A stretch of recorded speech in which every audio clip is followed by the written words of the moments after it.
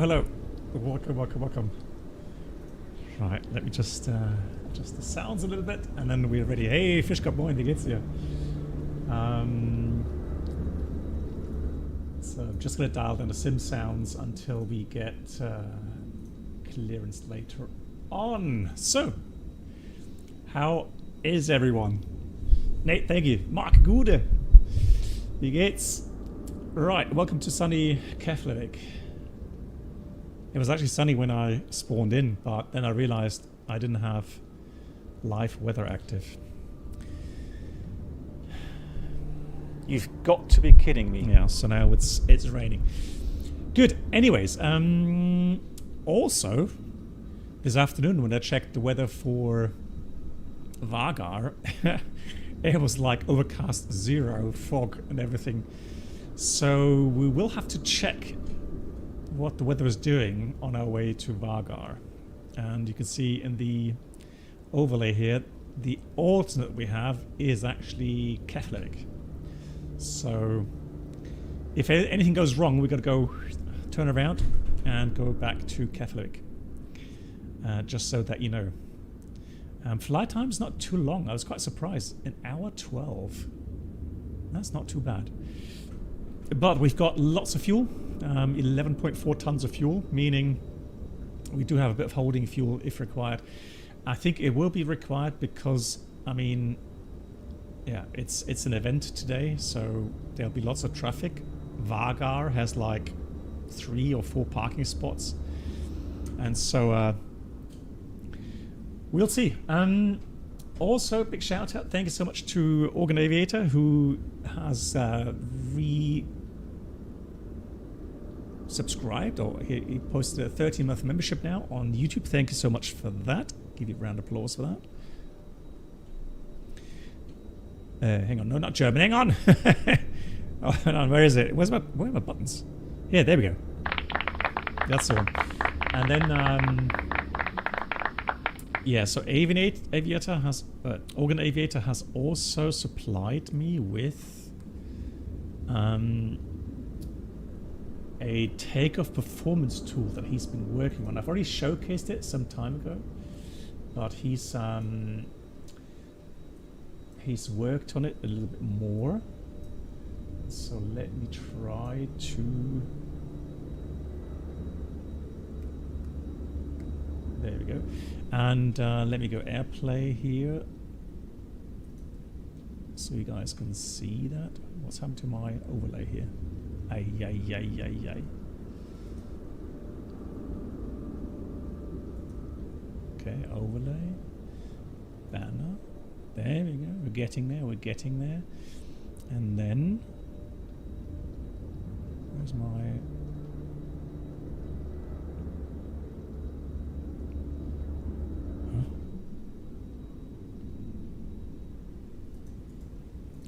Hold on. Yeah, there we go. Where is it? It's there. So Organ says it's completely reprogrammed, is now powered entirely by the first principle of physics. Nice. So just wondering, have you been able to test that against a real world calculator, or, you know, I don't know how freely available these things are. Get my AirPlay in here. Yes, finally. Okay, here it is. So we'll use that today for our calculations here in Keflavik for takeoff, and we'll see how that goes. Right, next thing. Tomorrow, guys, if you're interested, we haven't done a subscriber membership stream for a while. Now I've prepared 2 videos that will be published next week. One is a video about the Vietnam Airlines 787 incident, but not the way you would expect it. So it has no speculation about possible causes. Instead, it's all about how I, with my experience, my knowledge, how I think I would have handled this abnormal, and especially in regards to, you know, management, things to look at, things to consider, etc., etc. And then I've made another video about performance calculations on the 787 because it is a bit peculiar. Hey, Emin. So it's an interesting topic for me, at least, because the 787 performance calculations is something I've never come across before, and that it is so extreme with how far you can reduce the engine thrust and optimize the takeoff, leading literally to takeoff distances of 3,000 plus meters. That's also interesting. But yeah, so what I would like to do is do a membership subscriber stream tomorrow. So Twitch and YouTube, and yeah, just chatting. I'll show you guys the videos, or just the one video regarding the Vietnam Airlines, and then we can discuss things and yeah, talk about that sort of stuff. And Organ says the calculator has been tested against real-world calculators and is relatively accurate. Okay, and obviously for sim only, of course. Mystery. Well, I mean, we can already have a look. So weather, 280 at 12, currently overcast 600. Landing weight around 64 tons. And so we'll have auto thrust off, flaps full, and we'll use, well, I mean, if we take max manual braking, what we can do, hang on, wet runway, wet, there we go. It's short, but it's doable. And I know the Atlantic Airways, so Fair Airline, they do land there with the 320 Neos, I think. At least I've seen a video with a Neo with a HUD even. Right, so.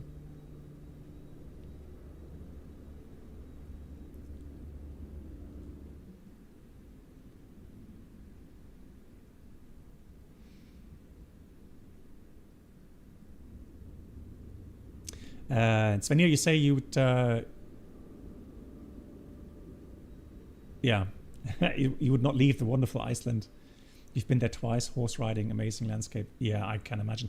Yeah, so this is on my bucket list. For sure. And we did a bit of research on that for potentially, maybe not next year, we'll see. Maybe next year or the year after. But yeah. Good. Yeah, like I said, it's an event. So we've got, well, we don't have control just yet. So I'm stalling a bit of time, trying to get to have the VATSIM controllers come online. Right, for the approach then. So shall we do already? Let's calculate, or let's not calculate. Let's have a look at the approach charts. So we have approach. It will be an RNAV or ILS approach. So this will be the Zulu approach 30. Will be interesting for sure. Probably going to be dark by the time we get there. Ja, Dankeschön, Svenja. MAN, wie geht's dir? So, yeah, minimums will take us down to about, well, if you take the 5% down to about 445 feet height. So, we need a ceiling 500, really. So we've got to be careful here. Now there are no stars. So what I've planned for is a routing direct to, let's see, what's that, Mike Victor? Hang on. Magni, it's called. So I would assume we're going to go direct Magni, and then potentially, let's have a look here. Zulu approach. Where's Magni? Oh, there it is. So yeah, there we go. So we've got Magni, and then we would go into the approach here. So that should be covered in the MCDU. So that's going to be, was it Victor now? That was Victor, wasn't it? Yeah, Victor ILS. So we'll choose Victor ILS and then approach via Magni. And then we can already enter that. So that would then already conclude our routing there. Fantastic. Hey Ghost, yeah, it is spicy, yeah. Am liebsten gut. Oder am liebsten besser. Absolutely. I agree with you there. Cool. Well, I'll tell you what, let's go ahead and let's get some fuel. Yeah, we're still missing fuel. Let's get the show on the road. Ground services. So let's request fuel. Oh, hang on. I'm not hearing.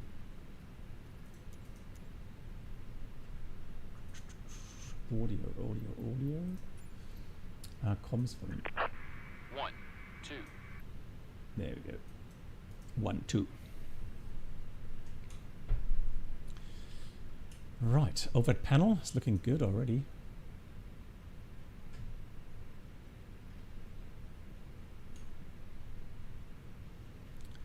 And I have my hardware set, which is good. Now, let's have a look. Init A page filled out. Init B. Oh, do we have the current database? Let's check. Aircraft status. Yep, until the 2nd of September. Fantastic.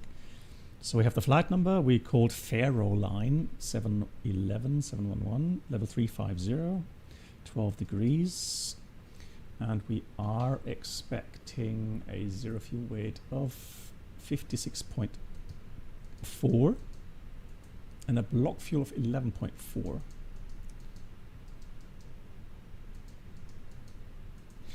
Right, guys, you are aware that you guys are going to do the outside check, right? No, I'm not. It's raining, so I am not going outside. Hate to tell you. Right, let me see. Right. Until the fuel truck arrives and asks to do it. Rightio. Now let's have a look. Gee, it's pouring down. Where's my stairs? Aft stairs. There we go. Okay, so if I go Shift C.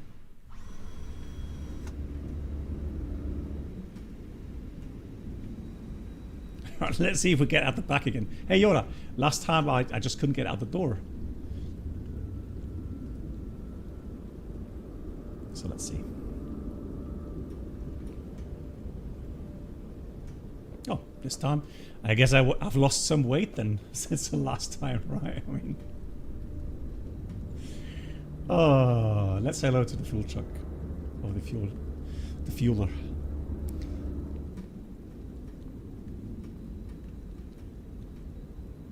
Yeah, Nate, I guess the weather is also something. Hello there. Let me get out of your way. Very motivated fueler, right? I mean, jogging around the aircraft. Very nice. Don't hit your head.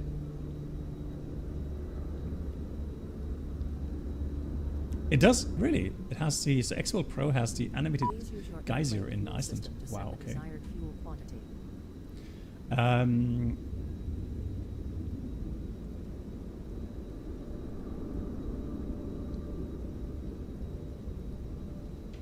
on, what?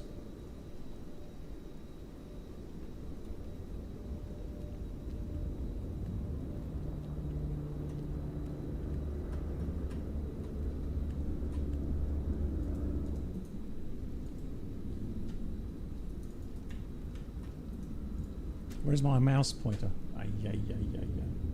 Please use your airplane fuel system to set the desired fuel quantity. Huh? Oh, yes, of course. Yeah. I remember now. Mass and balance. Load aircraft. GSX.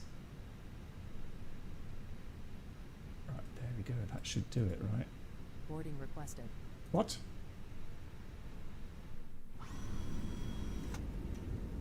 Not boarding. Zangelo, hello to you. Thank you. As you can. Please use your airplane fuel system to set the desired fuel quantity.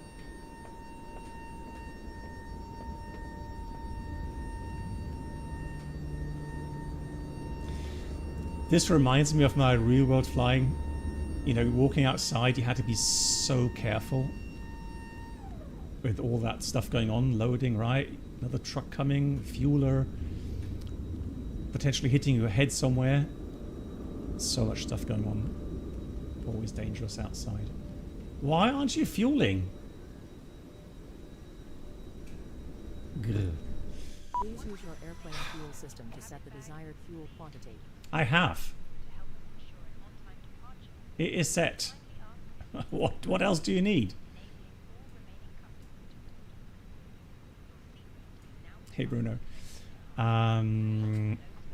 Sim setting. Passengers boarding GSX.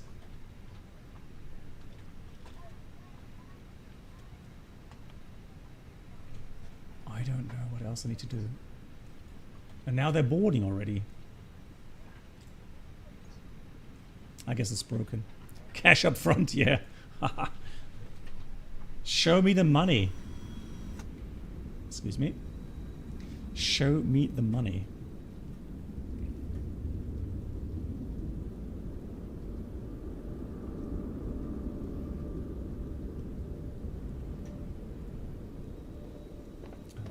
Iceland Air 737. Oh.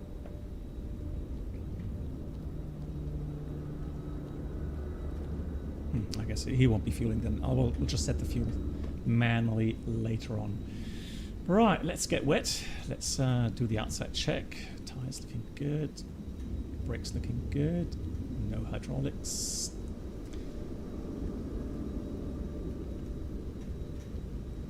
Looking good. Back of the engine. Drains are clear. Static discharge are all there. Flat fairies looking good. No damages. No fuel dripping out. Nav light. And again, 8 static dischargers, all good. Decals all there. All latches. Latched as they should be. Fan blades looking good. No bird strike. Probe is okay. All covers closed and latched. Static ports. Angle of attack vanes looking good. Valve looking good. Hydraulic actuator look good. No hydraulics. All lines are securely fastened. Tires looking good. Pins removed, obviously. Light bulbs looking good. No cracked glass. No hydraulic dripping out. Parking brake set light is on. Fantastic. Ice detector. TAT probe. All looking good. And here we would check. Let's see. Light test. Does that work here? I can't press the buttons here, can I? No, I don't have a mouse pointer. Oh, hang on. Do I? No, I don't. Alright, anyways. Right, static port looking good. Front looking good. No bird strikes. No paint that is peeling off. Radome is latched, locked. Static port looking good. Outflow valve is good. Pitot tube looks good. Electronic compartment is latched. Careful again with the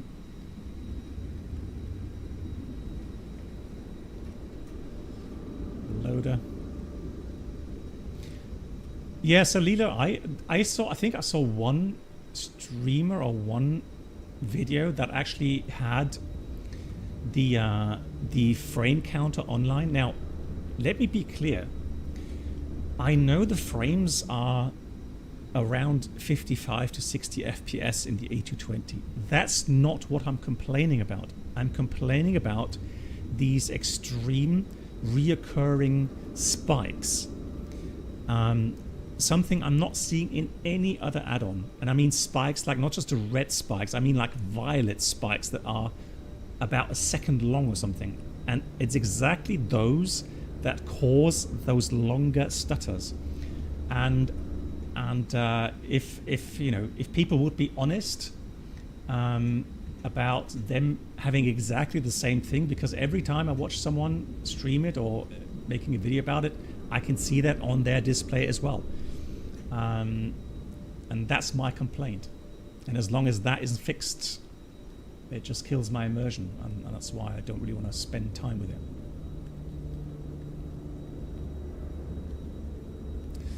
You need to be pretty close to interact with it, really? Okay, I can try again. Right. Green enough light the stair. I don't know, he's like, either he's annoyed that it's wet and I'm not responding regarding setting the fuel. Now I guess he's waiting for some of the carts to clear so that he can move out. Not exactly sure what he's doing. So you say I need to be really close to interact with it. Yeah, but the thing is, I don't see a mouse pointer. That's my problem. Oh, hang on. Oh. There was something there. No, that, well, that's, I'm not getting a mouse pointer. It's only very short periods of time, but no. Yeah, Bruno, I would love to, but again, I can't get the mouse pointer working here in the outside, in the walk around mode.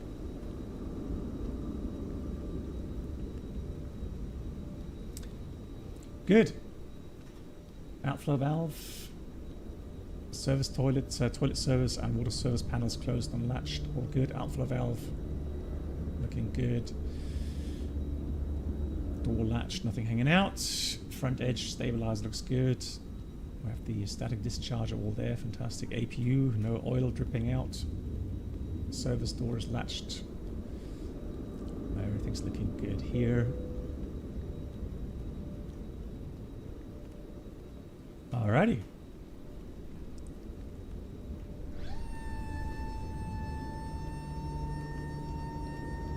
they seem to be finishing everything. Hey, excuse me. Well, typical situation as well, where obviously, yeah, that door would be closed if it's raining. All right. So let me remove the aft stairs. Cool. Nice. What time is it? It's 25. So if they really come online at 1800 UTC, it's going to take another 25 minutes. Well, I mean, we've got the time, right? Right. Any news on the Vietnam Airlines? So it's so strange. Again, I'm seeing so many content creators coming out with weird kind of speculation again regarding that incident. And so yeah, I mean, I would say at the end you can see some of these skid marks, which obviously does come from that aircraft because it overran exactly at that point. So we can rest assured that those are the skid marks. But one thing you don't know, you can't see when they started, because typical for a runway is that from the touchdown zone and a little bit ahead of that, you have so many skid marks. It's like a completely black area and you can't see exactly where that started. That's for one. And then even if you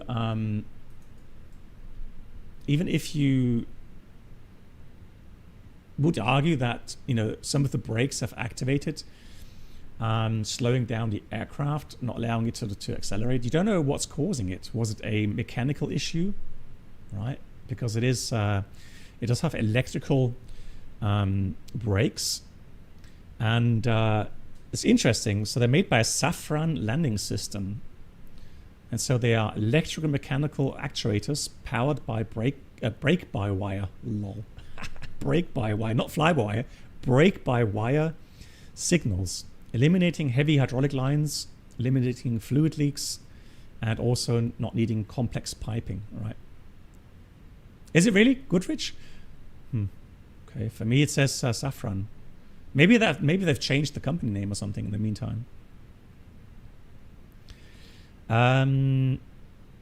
Yeah, so they have electromechanical actuators. Each carbon brake unit contains multiple actuator motors powered by high voltage, which clamp the carbon disc packs directly, and controlled by a electric brake control unit, EBAC. And so the computers manage braking force, anti-skid protection, and real-time performance tracking. So yeah, and then on the ground when you taxi, it doesn't use all the actuators. It uses half the actuators per axle or per brake, and will switch over on each brake application, which saves obviously some wear and tear, which is a neat kind of feature. Now, I have not heard of any issues with the brakes. So when I was flying, and I've never come across any entry there regarding brakes, etc. So I know Yoda would probably have some other information, but yeah, I've not noticed anything. And you know, if the investigation does show that the brakes activated without pilot input, then oof, that would be a big one. I mean, everyone will point to Boeing, sure, but in the end, it's it is Boeing. The whole aircraft is Boeing, even though some of the components are made obviously by, or lots of components are made by different companies. So imagine, I would imagine then all aircraft that have those units installed, they potentially would be grounded instantly until that thing is cleared up, because that would be a That would be a tough one. Yeah, otherwise, now, pilot input. So, yeah, in the past, it's not just the 787. In the past, there have been cases where a pilot inadvertently was pressing the top of the rudder pedals, i.e. the brakes, a little bit. It happened on Airbus, it happened on 737. You know, it's something, it shouldn't happen. Pilots get trained on that. But the only thing really for me is the fact that these things are linked. So even on an Airbus, the brake application is linked. So, you know, if the brakes are activated accidentally by the first officer, let's say, then you know, I would have my feet on the rudder pedals, and hopefully then I would feel that. But yeah, there have been cases in the past where that has happened. Yeah, but again, all speculation, and yeah, there's no clear answer yet. But I mean, within 4 weeks we should be getting, so from now it's like 3 weeks, right? So we should be getting a first report out from the BFU here. Hey, well, Tim, so let's see, can I'll show you something, Tim. Okay, now we still have a few minutes to spare. So let me get back to my where is it? My VPT. And again, this is not a real world calculator, or not a real world licensed calculator, but when I was flying the 787 and I had access to a real world calculator, I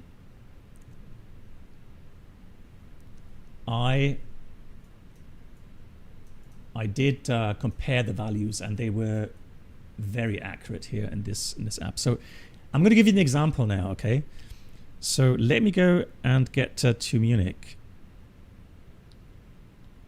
And this is something a lot of people just don't understand about the 787, and it's quite frustrating hearing some of those people talk about and speculating about these things, and they have no clue about performance calculation, which, you know, they should first of all educate themselves before making these claims. But anyways, so we had, I think it was like 020 at 5, so potentially just a tad of tailwind.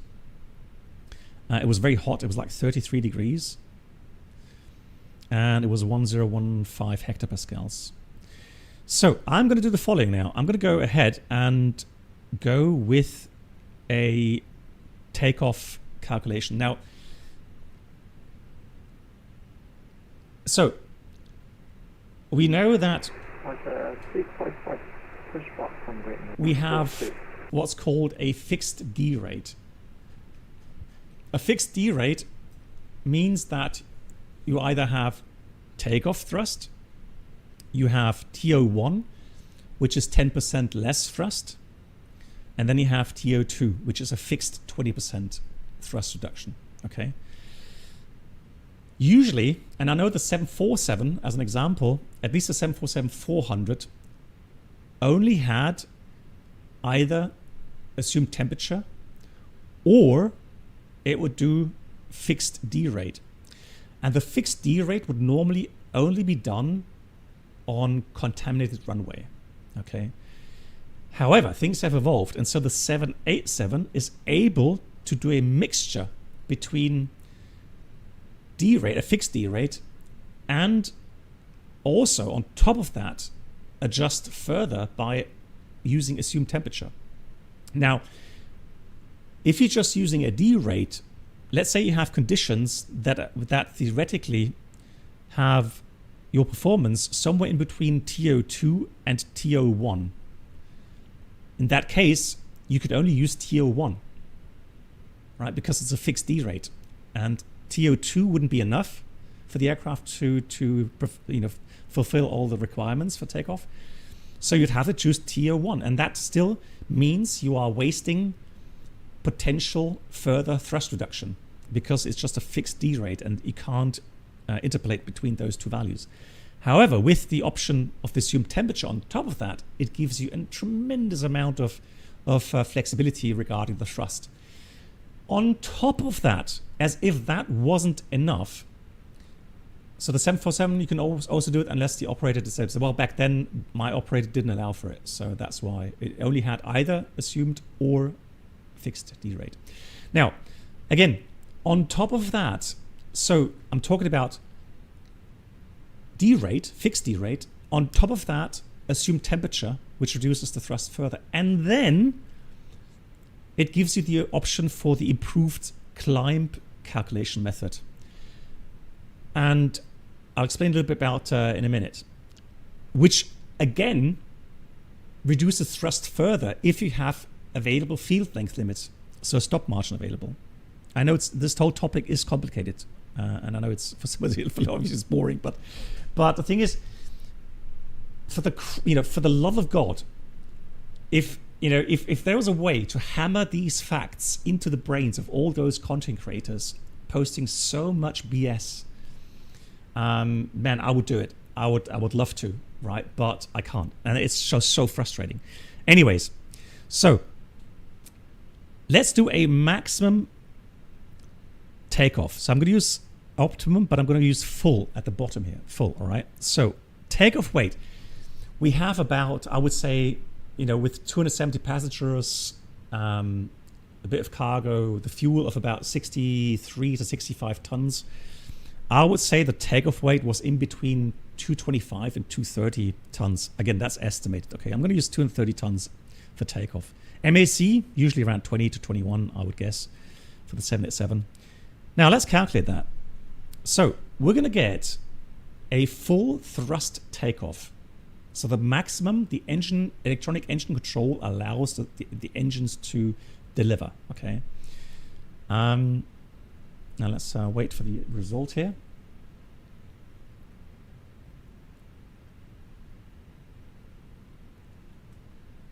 Hey, Flyby. Oh, nice. You met the pilots as well. Nice. Cool. Yeah, happy to hear that they had time for that.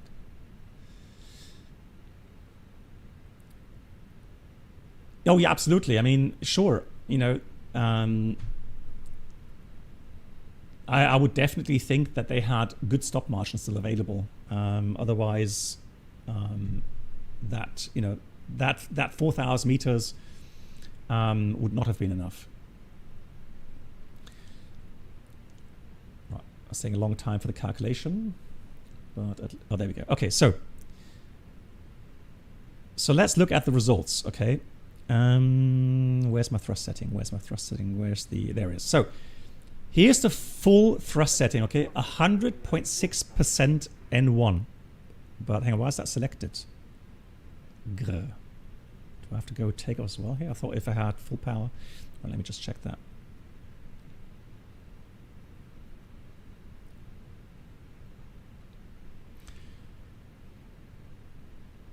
So what we're going to get now is the absolute maximum thrust available on that day with these ambient temperatures and pressure, etc.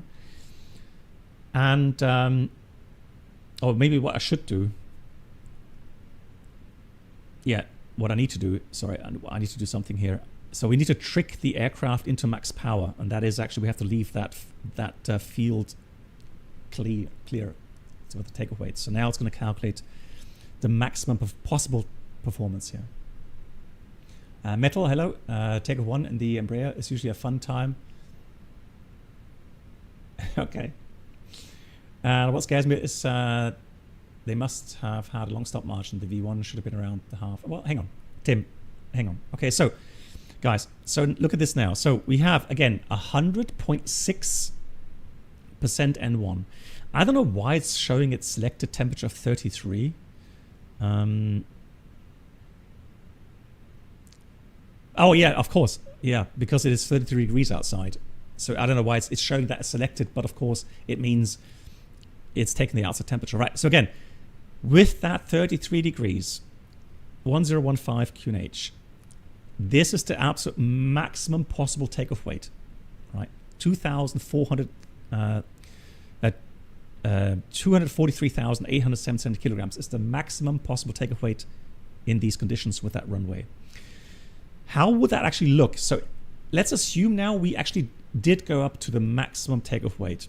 And you're going to get three values: all engine go, engine out go, and accelerate stop distance. Now for our case here, to determine how long the takeoff run would be, you have to go with the all engine go distance. So the 3,391 meters is the value from brake release until the aircraft reaches 35 feet height over the runway. If it were wet runway, it's 15 feet, but here's dry, so 35 feet. So on top of that, or included in that, so in the 3,391 meters is a 15% additional. It's a margin. They call it for the typical day-to-day operational inaccuracies, like slow rotation, maybe some more engine wear than what would be in test circumstances, etc. Right? So they add 15%. Now, if we then divide that away, it's going to give it as a raw value of 2,950 meters. Okay, so again, full power, 243 tons, and then I set the power, brake release, I do everything correctly. Engines are optimal, we have the perfect rotation, and so after about 3,000 meters, I would reach the 35 feet. Again, that is the maximum. So if I go now and calculate that with the 235 tons, let's see what we get then. And that will give you a good indication on, yeah, if they had selected maximum thrust, how much stop margin would they have had, right? They would have had pretty much, well, the accelerate stop distance is a bit more than the engine out, the all engine go distance, but still, they would have about 1,000 meters, 800 meters stop margin. So there we go. So now that gives us now the full thrust, again, full thrust, 100.6% N1 at 33 degrees Celsius outside temperature. Now it's giving us 3,112, which is roughly 2,700 meters. Okay.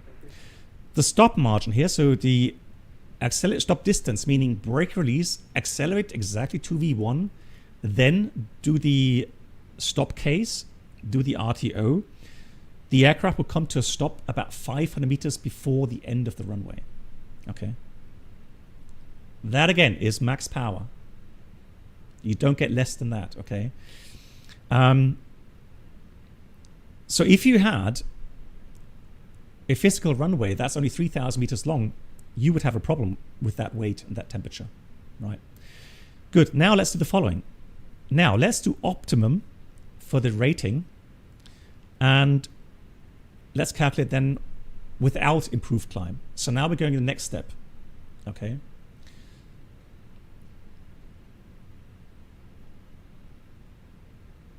Yeah, I know. It's but we're not taking the engine out case in consideration, Organ, because we talk about the Vietnam Airlines flight and they did not have an engine failure. That's why the all engine go case is what's interesting in this regard. So now let's do what they would have done on the first step. They would have calculated the optimum performance, right? Because why don't pilots always take off at maximum thrust? I mean, if the airline told them to do so, they would do it, obviously, but the airline tells them to optimize the takeoff. So, and that's, of course, to reduce engine wear, reduce the noise level, reduce the fuel flow, reduce the costs, which I would imagine brings down ticket cost as well, right? Good. So let's have a look at what's possible here. Well, hang on, let's see. It says takeoff weight, rating optimum, anti-ice off, air conditioning normal, flaps optimum. So it gives us a flap 5. And look at that, still full thrust. So with 235 tons, this flight is actually fairly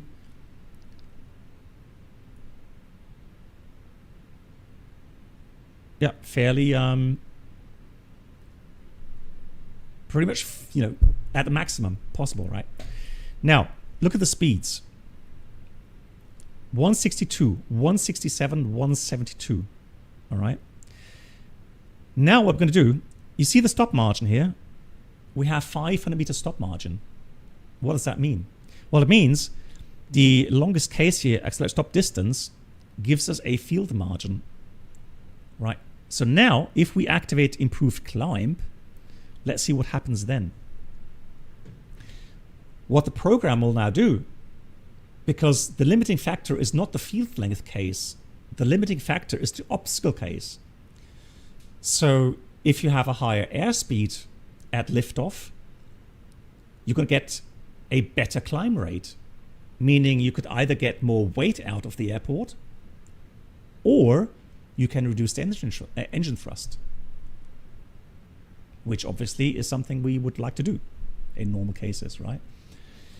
But what now is going to happen is we're giving away our stop margin, trading it for higher, you know, V1, VR, V2 to get a better climb out performance.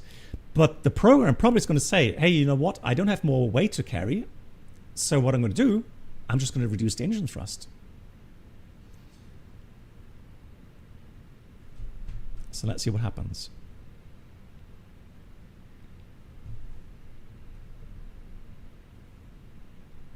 Right, so it's done something. Look at the stop margin. Now we only have 173 meters.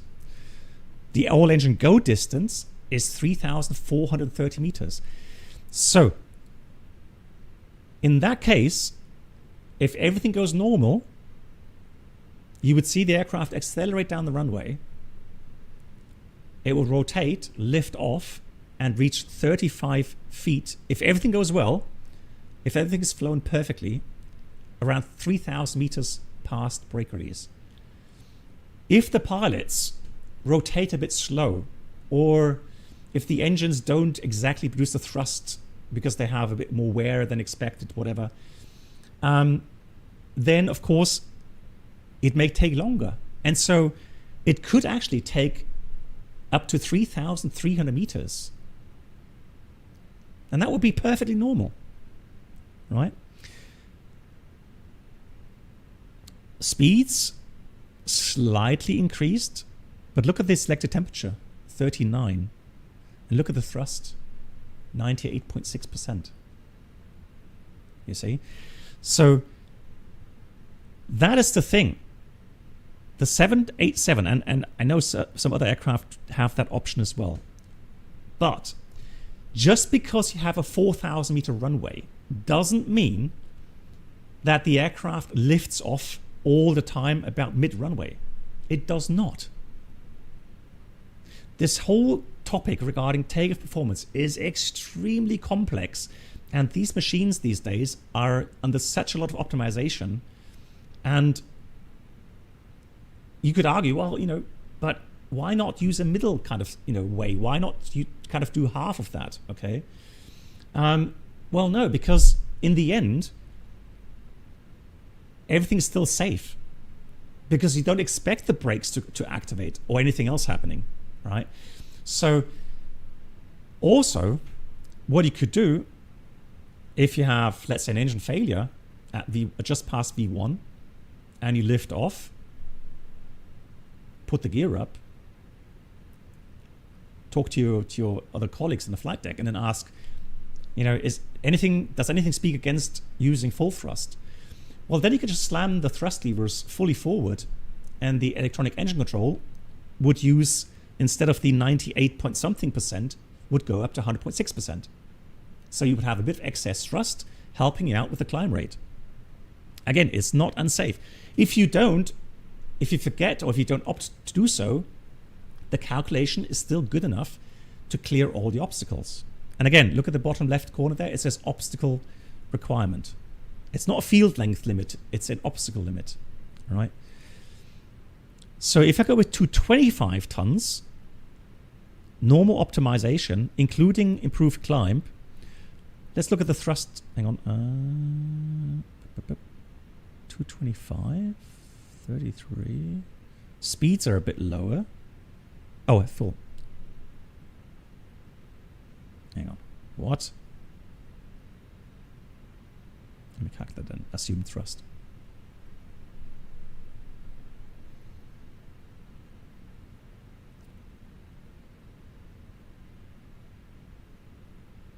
Well, I don't know if an A320 or 321 would rotate that late. Because obviously, at some point, you're reaching the maximum allowable thrust reduction, which is around 25% or 20% in that region, depends on the engine. But if you are light, so let's say, for example, 787 going from Frankfurt to Munich, and I've done that rotation many times, you have maximum possible thrust reduction. But since the aircraft is pretty light, you have very little fuel on board, it will still accelerate like crazy. And yeah, you would lift off after 2,000 meters runway. But only in that case. The moment you get up to your max takeoff weight performance, then it does take a very long time to accelerate and lift off. Hang on. No valid assumed temperature found for these conditions. No assumed.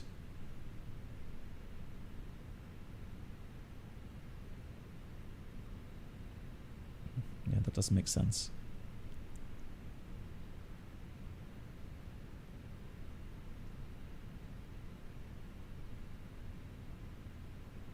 Because it has 815 meters margin there.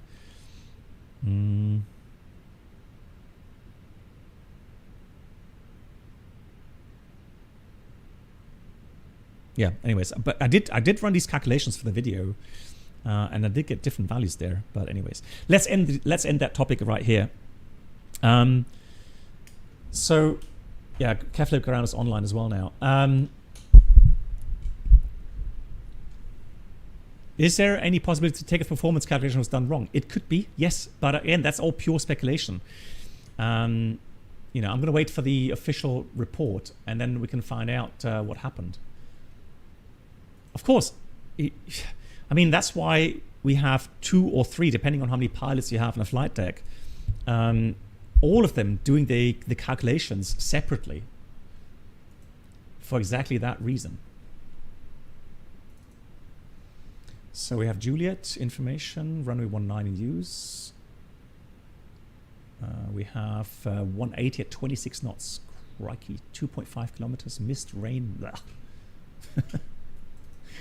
Right. Oh no, I don't see any PDC available. Are you kidding? Oh, yeah, exactly. East Midlands weather. Hi, Cloud. Thank you much. Yeah, thanks for watching. Glad you're fine. I know it's very theoretical, and I know, but the thing is this: if people bother watching these content creators making those videos and making these claims, well then also watch content creators like myself who explain the details, who actually flew the aircraft, who know what they're talking about, and then give you a contrary view on that, right? But I mean, a lot of people just don't bother. They just they just accept what's being shouted. And which is a shame, because again, claims are being made, fingers pointed at things that are just not correct. All right. Do I even bother with that?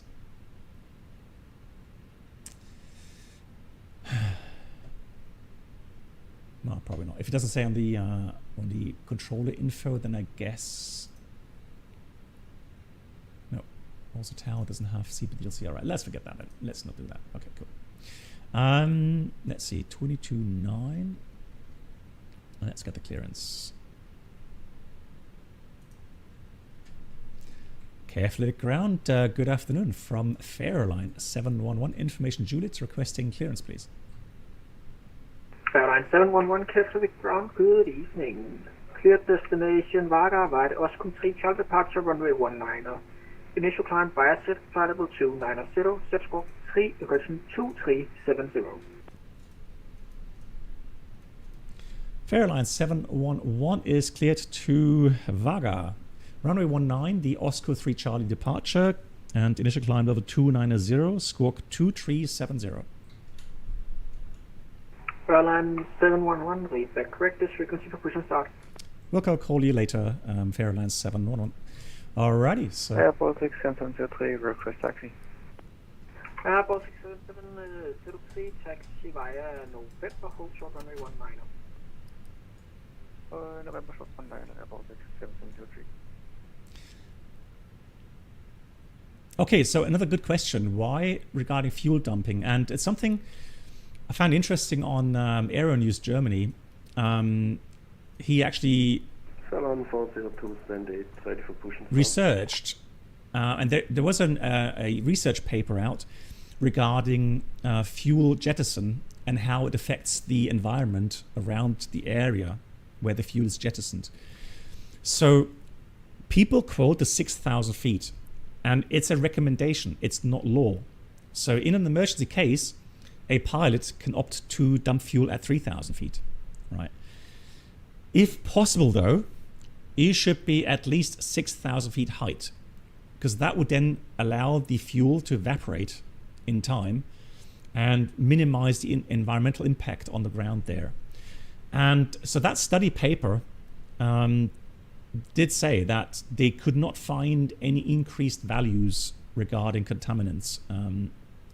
Now take it as believe it or not, it's, I'm not going to try to, I think in the end, any fuel jettison is obviously terrible, but if it has to be done, and I think looking at the way the tires blew up on touchdown, I think it was a good idea. I mean, if they had landed at, let's say, 230 tons, maybe some more tires would have given way, then the outcome could have been a lot worse. So, speculation, absolutely.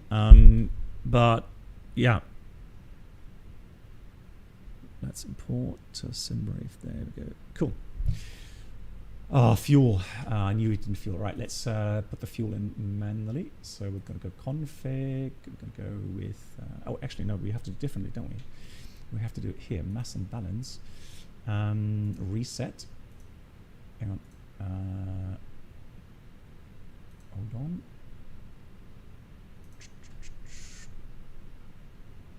Let's do that. Mass and balance. Load aircraft instant. Right, so now we've got the 56.4, 32.1, and we have the 11.4 tons of fuel on board as we wanted. So let's do... Flight deck to ground. You may disconnect the external power. Oh shit.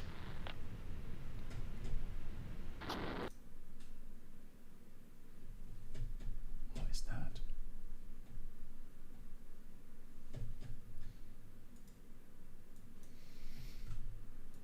Let's see. So,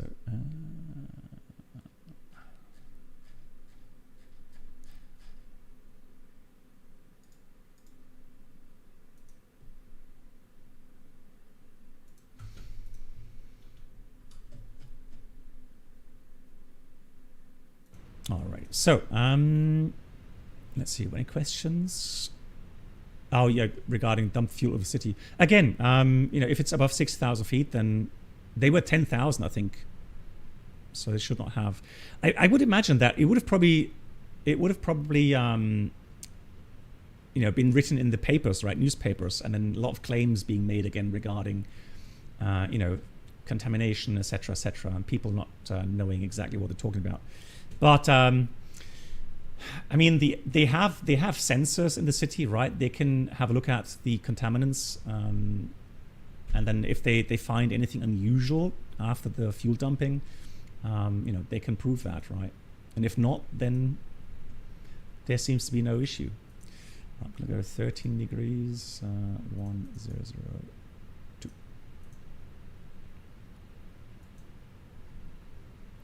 Good. Performance. Oh, actually, wet runway. Right, got wet runway 19. Pax on 62. Yeah, we have a long runway, right? Oh yeah, so you're right. Let's yeah, good thing, good point, Organ. Yeah. Let me get your calculator. Right, so here's the Organ Aviator calculator, ops takeoff it's called. And let's do airplay. There it is. So let's have a look. Airport. I'm going to type in Bravo India Kilo Foxtrot. We have runway 19, no intersection, wind 180 at 26. Temperature is with 13, QNH 1002. Condition wet, anti-ice off. Takeoff weight is 67 point. So 67,600. Correct. And then we're going to do config 1+F, air conditioning packs on, compute. All right, let's see. Yeah, so this is an iPad app. And Organ, is that going to be kind of within the SimRef app, or is that going to be? Hey, yeah, Torsira, exactly. Very, very, very windy. Okay, so max is 77. That's the structure limit. Now we have 140 because of wet runway, 146 VR, and V2 is 149. So slightly lower to what oh yeah, and flex 67. So here we actually have more flex available. Another thing we have here showing is the accelerate stop distance and the one engine inoperative go distance. So balanced field. Gross second segment climb is 3.25 and 2.4% is required for 2-engine aircraft, and here the net is 2.45, right? Which would then be enough. Hey Lee, Gude. Okay, I'll tell you what. Then we'll take the values from the app. 67. Okay, 140, 146, and 149 with packs on, flex 67. Happy with that. Cool. Okay, we've been cleared via the Oscar 3 Charlie departure. Let's have a quick look here. Oscom, not Oscar, Oscom 3 Charlie departure. It is an ANAF SID. Max 250 below level 100 unless otherwise instructed. After takeoff, contact Keflavik approach. Departure shall obtain ATC clearance from delivery. We have done so. Loss of ANAF 1 capability. Advise ATC. Vectoring may be used when necessary. Non-ANAF, but that doesn't apply to us. Noise abatement. NADP 2. Interesting. It says that here, which is something new. I've not seen that here, or not often in the charts. So it shows that it does make sense to read those infos, doesn't it? Echo Kilo Victor Golf. So yeah, NADP 2 for runway 19 concur. Right, that's also here. All right, cool. So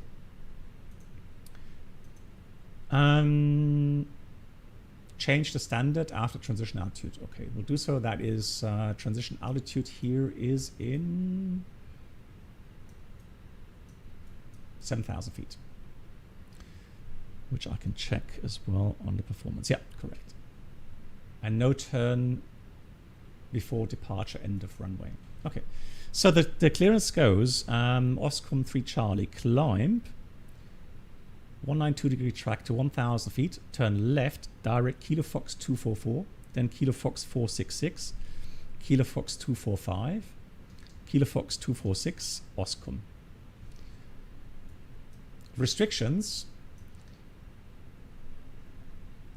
Let's check those here.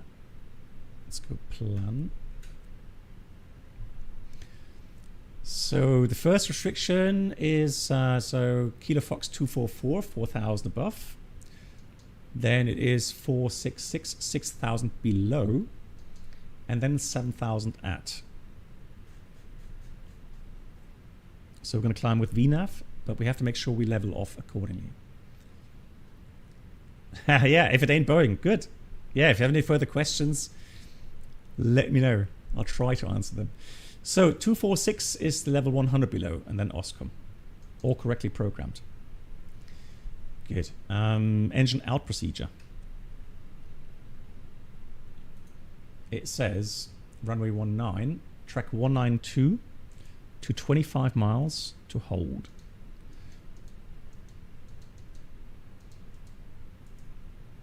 (192), 25 miles. Is now set in the FMS or MCDU. Secondary copy active. So if anything goes wrong, we go back to Keflavik. And I'm going to calculate a return plan here. Secondary ILS Zulu 19. And we'll do no star and no via. RATNAV. Yeah, I'll just go Kilo Fox Victor. The sector around Keflavik, 4,000 feet. But on a departure route, white contour layer shouldn't be too bad. Oops.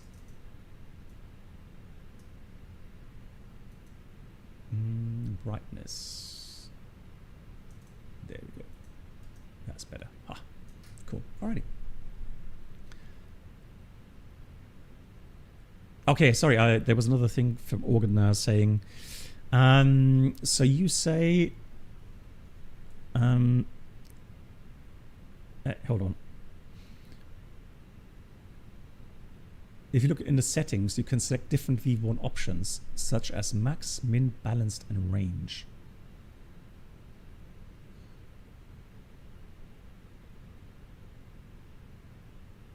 Okay, so here we go. That's now set on balanced.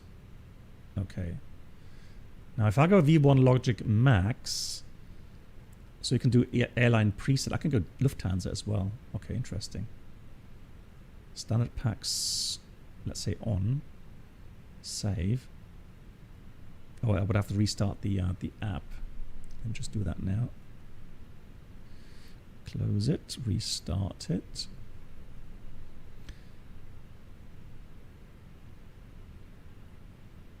(19).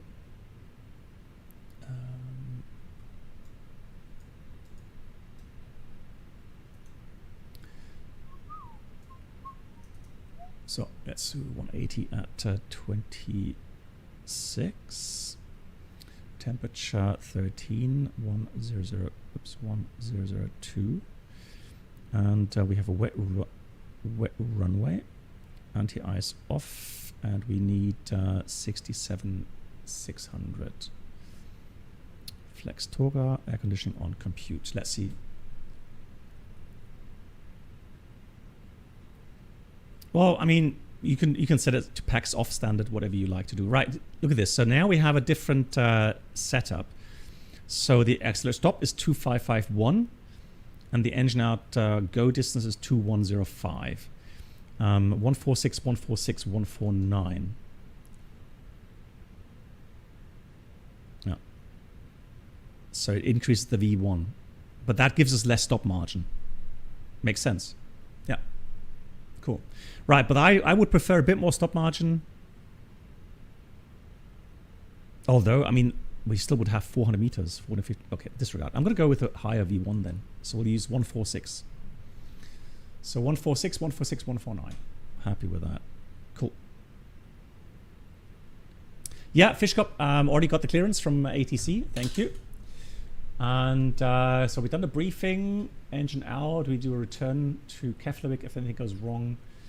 And the DP2 is going to be 1170, 1170 according to my charts. Engine out is 1700. And no shift. Oh yeah, taxi out. One more thing here. So taxi out is pretty straightforward as well. So we are parked here on the west side. Taxi out, November, full length. Hot spot here. Good. Right, any questions? No questions? Then we'll do a checklist. So the cockpit preparation checklist. Gear pins covers are removed. Fuel quantity 11.4 balanced. Nothing in the center tank. Seatbelts on. ADIRS. I see nav 3 times. Seatbelts on. Oh, yeah, ADIRS nav, and the bar ref is 1003. Although let me just check the ATIS one more time here. Information Juliet. Okay, so 1003 is correct. Set 3 times, checked. And that's the cockpit preparation checklist completed.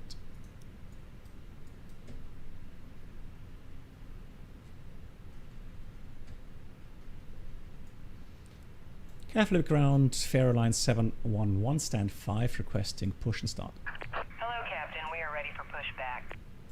Airline 711, expect push 13 Zulu. Expecting pushback at 13 Zulu, copied. So I just said 13, but that's like 2 minutes. All right.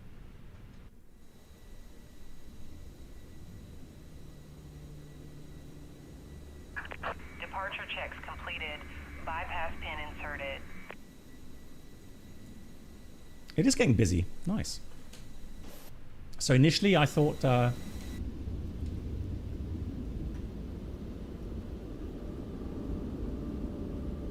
it's not that busy, but look at that. Lots of traffic now. Locking gear. Airline 404, make that push face south. I now pressed face release Yeah, by you have niner. my ideas. Yeah, how you doing? Nice to Confirm see you're you. going for release by 9. FM. Roger.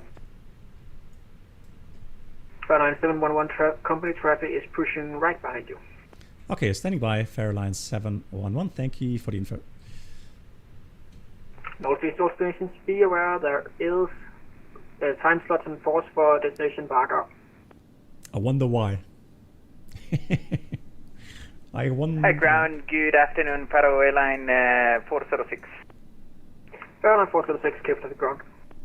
Hello, Faro Airline 406, gate 14 with Juliet QNH 1003, ready to copy clearances. Fight. Airline 406, Keflavik ground, hello, clear destination Vagar via the Oscom 3, Charlie departure, runway 19er, initial climb flight level 290, set squawk 2373. Okay, clear to destination, Oscom 3 Charlie, runway 19er, initial climb 290, squawk 2373. Perfect walk around weather, yeah. Faro Airline 406. Airline 406, lead back correct, this frequency for push and start. Unfortunately, I had to do push the walk around. Now, why is Is my... it Faro Airline or Faro Airline? Faro line. It is. Faro, it's all Faro set. Line, thank you very much. It is registering, so should work. All right. Yeah, I don't know. You know, I've tried to Ground, KBM, put a dead zone in there, and roaming on mic, but ready to pick up IFR. right, now it's November 114, Romeo Mike, Keflavik you ground, button hello. 5. Clear destination Vagar via the Oscom 3 Charlie departure, runway 19er, initial climb via set flight level 290, set squawk 2161. Alright, we're clear taking off from 19er, the Oxford 3 Charlie, departure, climb the SIG, and to flight level 290 and squawk 2161 for Romeo Mike. November 114, Romeo Mike, just confirm Oscom 3 Charlie, runway 19er.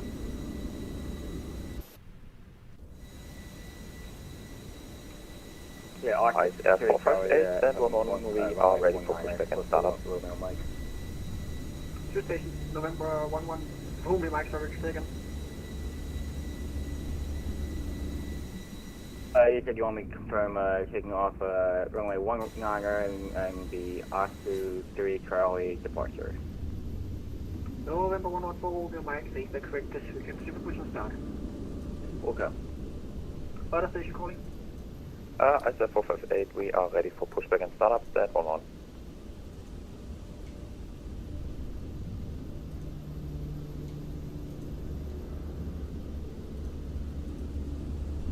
ISR 458, push and yes, this is version 2 from MK Studios, yeah. Pushback and start is approved, facing east, QNH 1003, ISR 458. negative QNH 1002. 1002, apologies, ISR 458. Airline 408, contact tower 118.3. Contact tower 118.3, Airline 408, bye-bye. Yep. ISR 213, ready for push. ISR 213. Is anyone here flying along Push and start, please, to Vagar? QNH 1002. Or did you guys say like weather? Nope. So release for together and clear transit over to ISR 213. I'm not gonna ruin my day. Release 27. Release 27, ISR 213. Well, hang on, Avimar, it's still time. That's no excuse. CBM1, take a mic ready to push and start. So right now, Vagar 290.10, overcast 900, so it's doable at the moment. Airline 404, ready for taxi. And MAND chicken out. The station. Stop by. Avimar says he's tired. Oh, come on. First Airline 404, taxi, November. Oh, the weather. I would say 320, pushing on November, taxi by November, hold short runway 19. Taxi by November. Let me get the transponder on. We will give way 2370. Airline 404. Exactly, Voyager. And is it possible to taxi via Kilo and then Mike holding for November 4 runway 19er? Negative. Say again? Negative. Negative. You're going to taxi by November, hold short runway 19er. That's a short answer. Negative. Any questions? November 1 Tango Mike, expect push 21 No. Zulu. 210, 1 take mic. Alright, let's see. Barrel line 711 behind, company push and start approved, release point 9er, QNH 1002. QNH 1002, and once clear of the company traffic behind, clear to push and release point 9er. Thank you. Right, how to get back to GSX? So, continue pushback. ISR 458, when ready, taxi Release for parking short brakes, runway please. 19er. Stand by. When ready, Have to wait November until- 419er, ISR 458.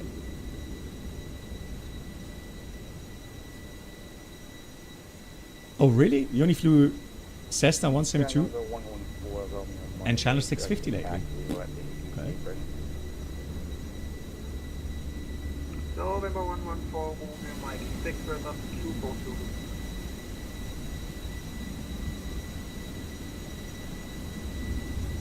Oh, before I forget, I will be streaming next Saturday as well, across Africa. And we're flying from Entebbe, or I don't know how to pronounce that, but Entebbe to Cape Town. Commencing push. All engines clear. Start at will. Thank you. Starting engine 1.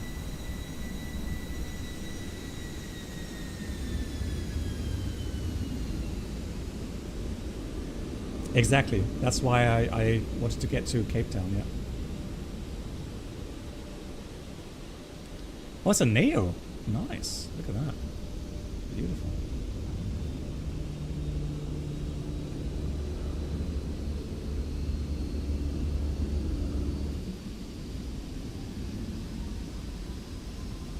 I hope he's moving. Oh yeah, he is. Hey, yeah, yeah.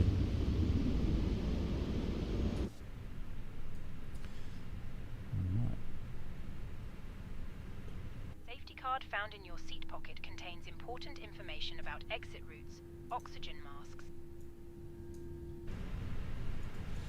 Engine 2 start. exits on this aircraft. The cabin crew are now pointing out the...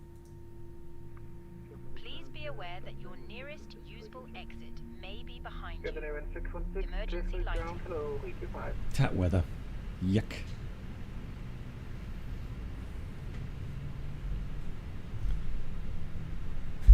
Just no. Right, we can see the release point 9 right here. So GSX is doing a good job for once.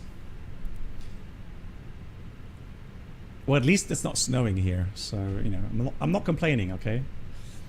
Right, let's do the after start flows.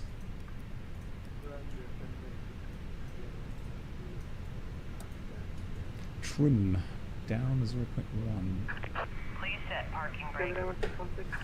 Waiting your Full up. confirmation for a good engine start. Oh, hang on. That's why it's not showing the animation. Hold on. I have the right hand joystick controls. Left. Ha. There we go. Alrighty. So full up. That explains it. Full down. Full left. Full right. Rudder. Full left. Full right. We have 12 degrees Celsius. No need for engine anti-ice.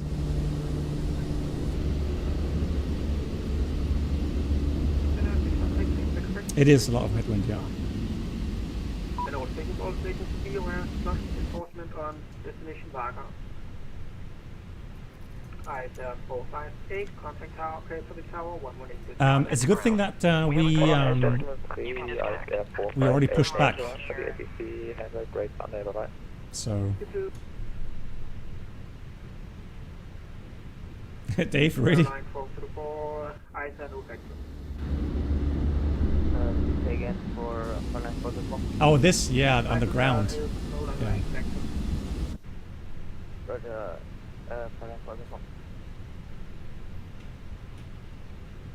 I said 213, ready for taxi. Tow truck disconnected. Bypass pin removed. Left is clear, right is clear. Give away from the traffic, right to left, 67.19, Good. Pin is removed. Then let's read the actually before state we did before state. The parking brake was set. Takeoff speed thrust. We have 146, 146, 149. Flex 67. Windows doors closed. Beacon is on. And after start, anti-ice off. Ecam status checked. Pitch trim is 29% set, and rudder trim is 0 after start. Checklist completed.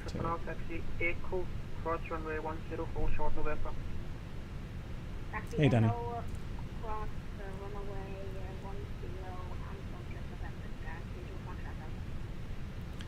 Airline 711 request taxi. Airline 711 taxi, November, hold short runway 19. November, hold short runway 19. Airline 711. Yeah, as briefed. Right side clear, left side clear. Let's go.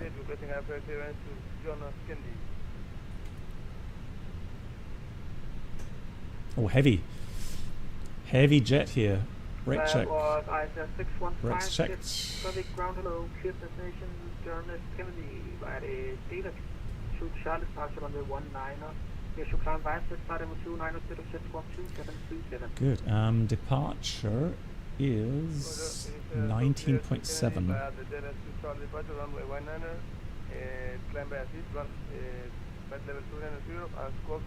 Oh, we are really heavy. Crikey.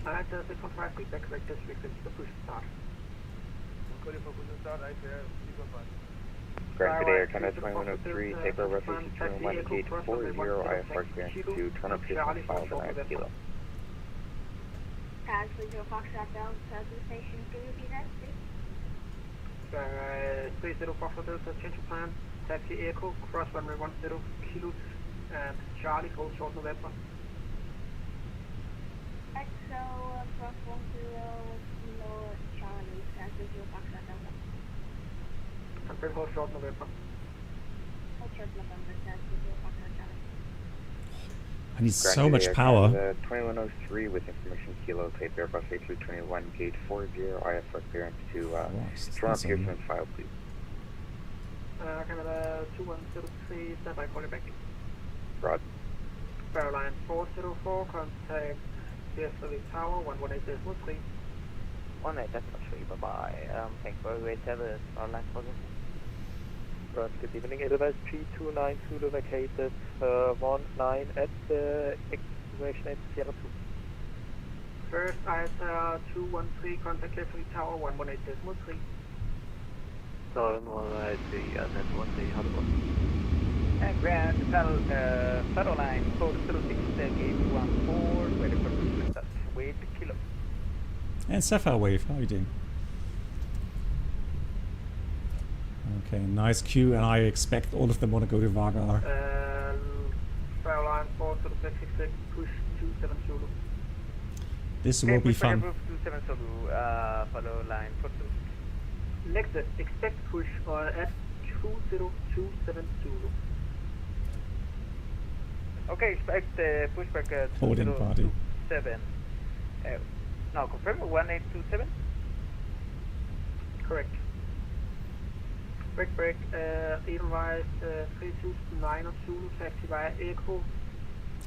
Well, Avimar, if we can land. Taxi by Echo, cross runway. I mean, we're going to fly holding. Echo, correction Kilo and Charlie, Edelweiss 3292. The cabin is now secure for takeoff. You know, it's going to be a long flight anyway, so... But if we can't land, and we have to return, we're going to fly back to Keflavik, so... 7481 requested. That will be the plan. Yeah, your number 2 stand by. Oh, November 114. Taxi checklist, flight controls checked, flap setting, config 1 plus F, radar, PWS on and auto, engine mode selector normal. EKM or takeoff no group. 711, contact tower 118.3. 18.3, Fairline 711, bye. Air Canada 2103, report ready. I said 255, no factor.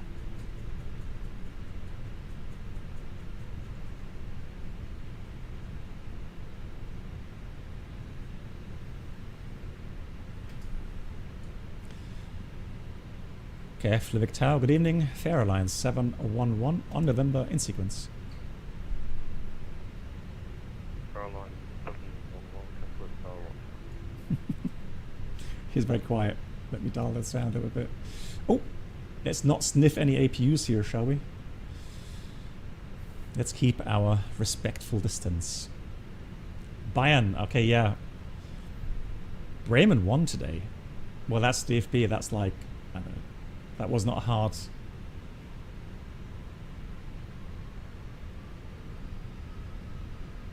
A difficult game for them. And the Mark Rich, hello, good evening. Caroline 404, after departure, contact Reykjavik control on 119.7, winds 180 degrees, 26 knots, runway 19, clear for takeoff. Clear for takeoff, runway 19, and after departure, 119.7. Thank you very much for a great service. Airline 404. Bye-bye. Yeah, VIP.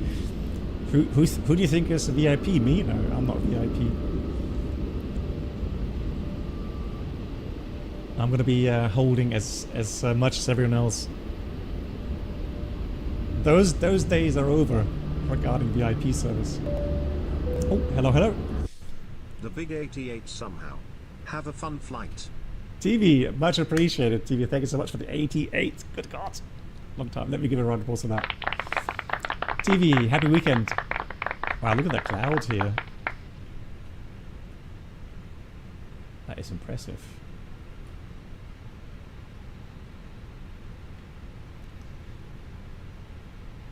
Nice water spray behind that aircraft. Look at that. So he got lined up behind. Come on, move. We have no time. Ice 213, line up on runway 19. Regarding the spray, I think I have something installed there. and it's one of those things. I have so many add-ons, X-Plane, Microsoft. I don't know. I just have way too much. Good. In the climb out, we're going to have to monitor the TAT. So it'll increase as we pick up airspeed, but then it will decrease as we climb. And at some point, we're going to cross the plus 10 degrees Celsius line.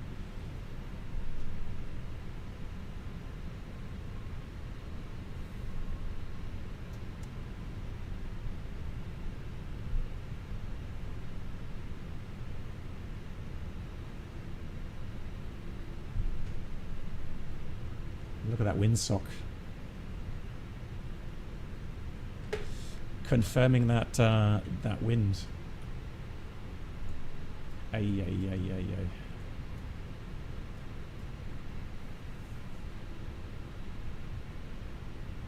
Well, compression. So IMR because of the compressed air.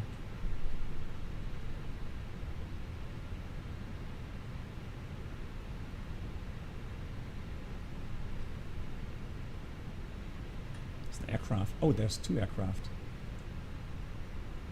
It's like a TBM. Another TBM. Okay.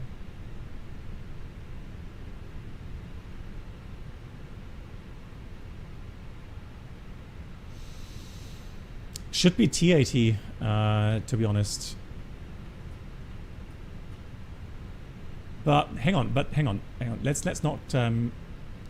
Let's not get confused here. So the icing probe that we have, right, so we shouldn't really have oh, there we go. I don't really want that, but now the ice detector, ISO 213 after departure, they simply control 119 will give you a message, ice detected, if those sensors get iced up, right? Has nothing to do with engine anti-ice. Okay, and the logic regarding engine anti-ice. That is just ice buildup, especially on the leading edges of the slats, so that you use wing anti-ice. All right, let's concentrate.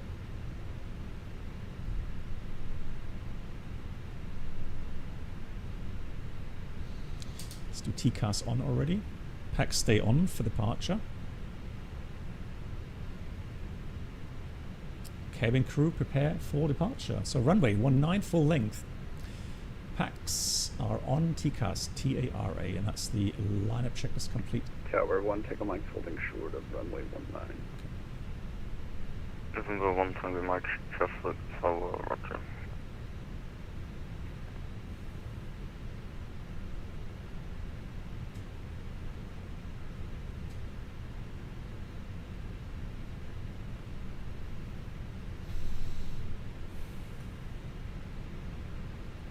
Okay, fuel. November 1 Tango Mike, set squawk 23. It's 11.2. We had 11.4 block, 200 taxis, so exactly on the takeoff fuel. Airline 711, line up and wait runway 19 and expect 2-minute delay for separation. Okay, delays copied to line up and wait runway 19, Fairline 711. Strobes going on. I'm going to put those on already, otherwise I'll forget. So packs are on. Fantastic. Approach sector is raining. Can't really say the approach sector is clear. I can't really see much there.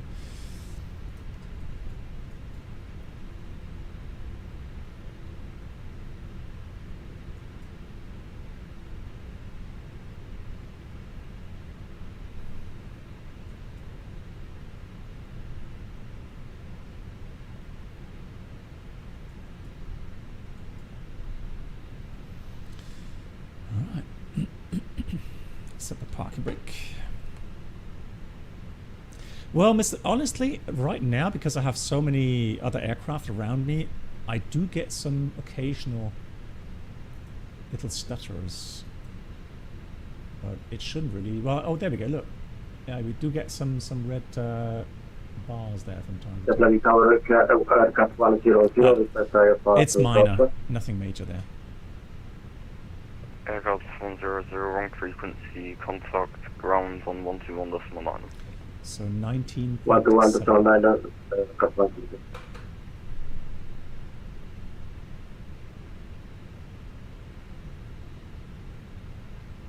No, I just had online up there. I did have some microstatus. Airline 711, after departure, contact Reykjavik control on 119.7, winds 180 degrees, 26 knots, runway 19 clear for takeoff.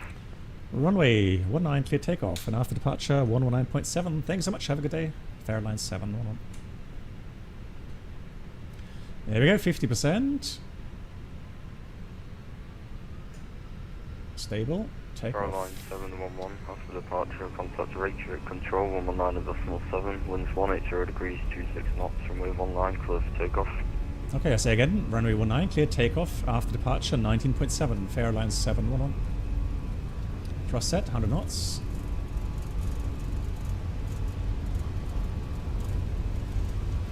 It did transmit, I just checked it. E1, rotate.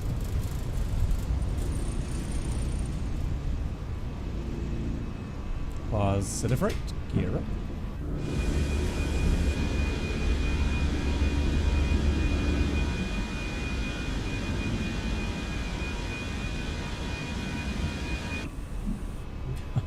Yuck. Transition clear for the LS19 and Zulu, wood for established block resolution. Departure, good evening from Fairline 711, just passing 1,300, climbing level 290.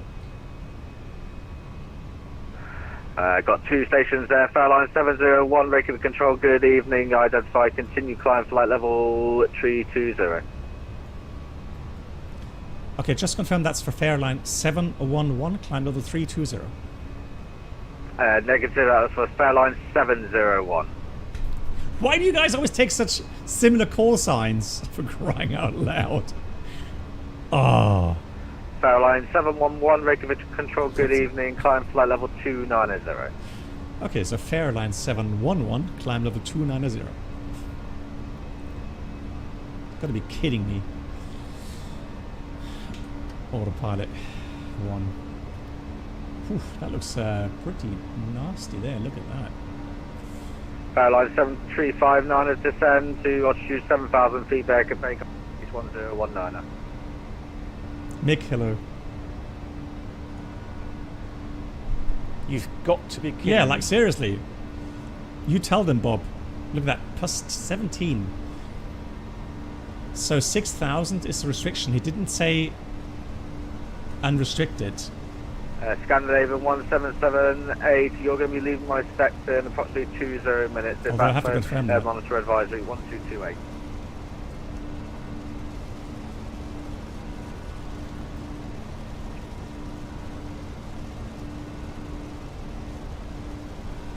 Yeah, I'll confirm.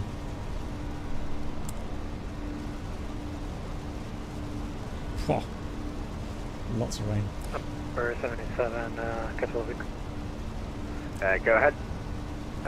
Sounds kind of crazy, but could you give me a quick heading for about 5 minutes? I need to get something at the door from Amazon. Blackbird 077, roger, maintain 285 degrees. 35, we'll be back in 5. And sorry, for Fairline 711, just want to confirm that it's unrestricted climb level 290 now. Let's 265, demo.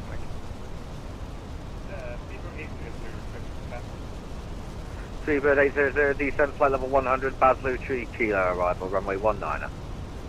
Runway 19er, descend flight level 100, Baslu. Amazon delivery.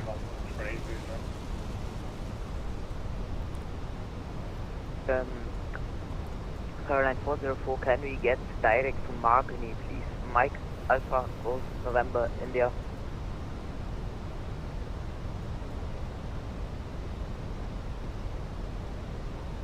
Fairline 404, according to your flight plan, you should be heading to that waypoint now, but if we, have you got anything else on your computer at the moment? Oskum. Sorry, yeah, if you just proceed from Oskum to Magny, then that's fine, we've got to just try and keep everything in line. Roger, and now can we get the climb flight level 390? Airline 404, climb flight level 390. Thank you very much. 390 fast Airline 404.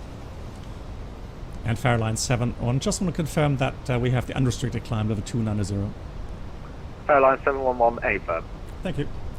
Right, just, you know, always check. Center 1, take a mic is 4,000. Normally, if they say climb 290, then yes, it will be, these days, I think it will be unrestricted. Although it depends on the country and the regulations there. Because in the UK, for example, they will still often say climb now. And that now means unrestricted. Lima Golf Mike, turn left heading 235 degrees, descend to 3,000 feet, cleared island, approach runway 19. 525 and the Twitter, cleared island 19, Lima Golf Mike. Yeah, like climb unrestricted or disregard altitude restrictions. Baltic 7703, descend flight level Look 100. at that echo there, blimey.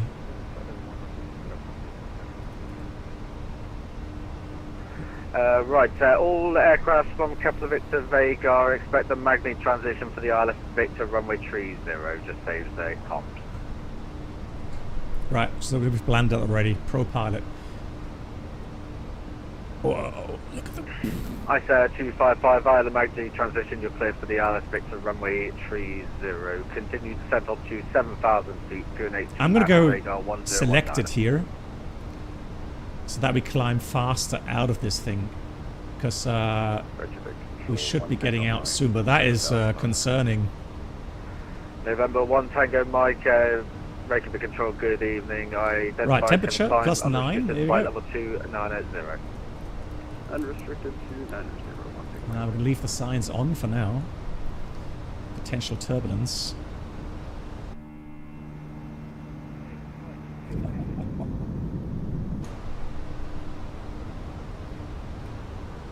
Air France 281, report your position, please. Well, the thing is, here in Microsoft, it doesn't matter. I mean, nothing happens. Air France 281, I've got you now. Score So I find it 2215. a little bit overdone if you start asking for radar vectors.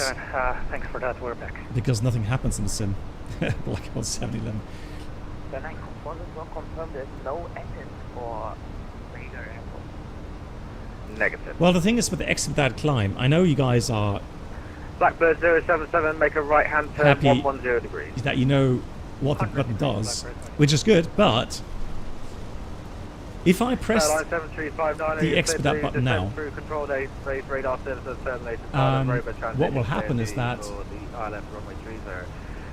the autopilot will just pull up like crazy to get the green dot speed, and it's a really violent maneuver up and then recovering again regarding green dot speed. Hey Morphus, so I don't really use it, and IRL we never touched it really.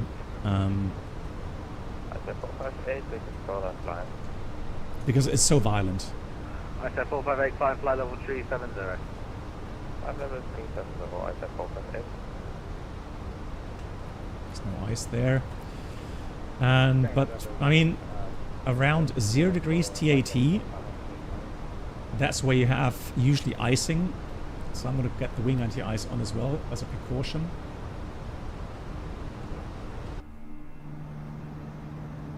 And we should be getting out of the clouds very soon, hopefully. Exactly. Control, good evening. A lot of the newer level 370. Airbuses don't even have that expedite button anymore. Yeah. FedEx 371, expect to enter the hold at Rover, and brake quality 5 Juliet, expect the hold at Rover as well. Uh-oh. Is that inbound? Oh, there we go.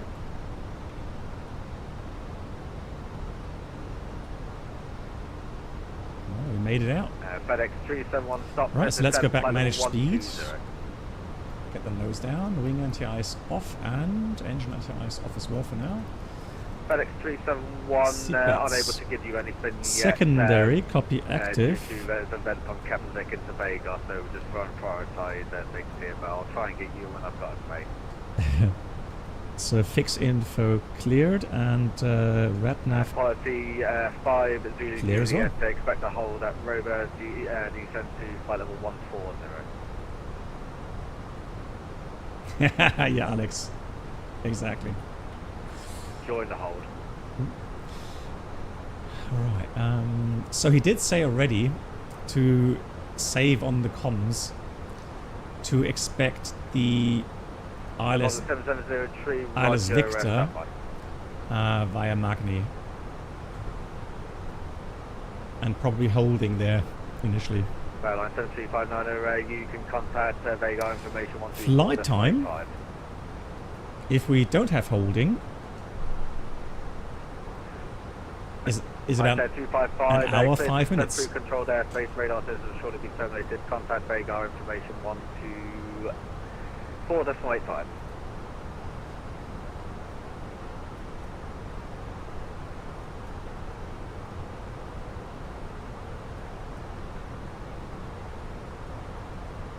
Yeah. So this controller here is responsible for all the airspace to Vagar and even beyond. So let's see if we can actually log on to CPDLC. Yeah, Bird. There we go. November 114 Romeo Mike, taking the control. Yeah, let's do that. Evening. Just confirm you're on the Oscar departure, Oscar 3 Charlie.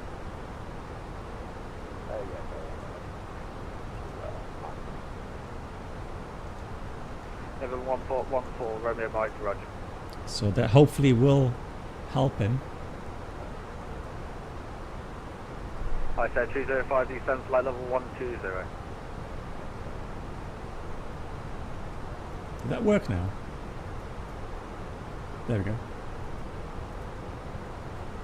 Notifying. Let's see if he accepts us.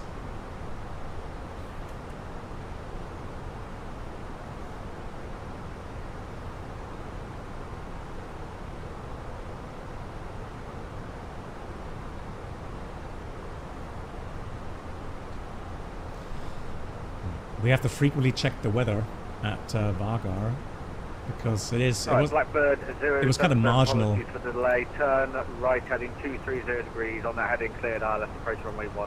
Report when you're established. So let's have a look. Current 230, no worries for that. Should we get 80s? No 80s yet.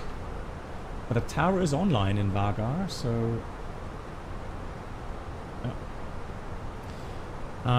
So currently overcast 912, no changes there. It sounds like a lot, but overcast. Oh, really? It's not online? I said 305, roger. RMP uniform via the Magni transition approved. Oh. I mean, which would help if he was online, right? Seabird 800, contact approach 119.3. So still only 290, optimum is 350. 077, same to you, approach 119.3. Hey Tyrogoth, hello to you. 93, Thanks Bruno for letting me know regarding Iceland there. So 350, but still only cleared level 290. And the traffic up ahead is climbing a lot slower than me. Oh, that was the 737. Airline 404, roger. Climb flight level 370. He's actually going to Edinburgh. The Iceland Air ahead of us. So.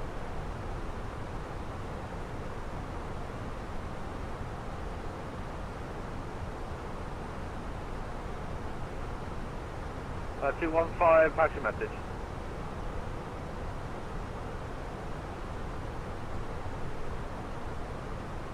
Yeah, we could do that.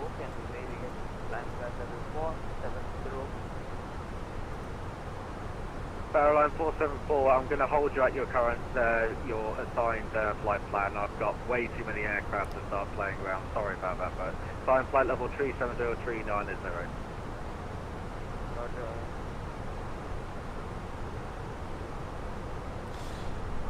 Although it's interesting, there's a lot of aircraft going to Vagar, but I can see on the radar here that a lot of aircraft also go opposite as well. Thank you very much.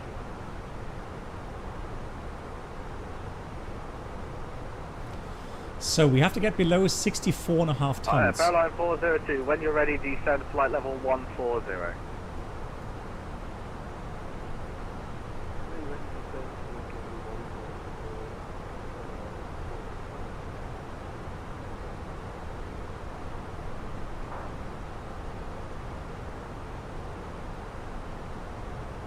He's 36. He's okay. So there's a left-hand traffic opposite at 340. Maybe that was restricting for me. He's at 370. 2,000 to go. Well, but Jacob, I've calculated everything so that we are going to reach. Although Woodrow 9 Charlie Zulu, regular control, good evening. It's estimating 8.2 tons, so that's 1.7. It's gonna be a close one.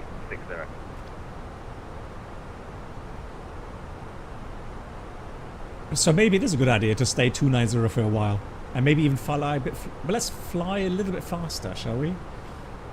Burn a little bit more fuel. Calling from active area, you got to stand by. Break, yeah, stand by. Speedbird 85 Zulu, leave my sector shortly, monitor advisory 1228. Have a good flight. 1,000 to go.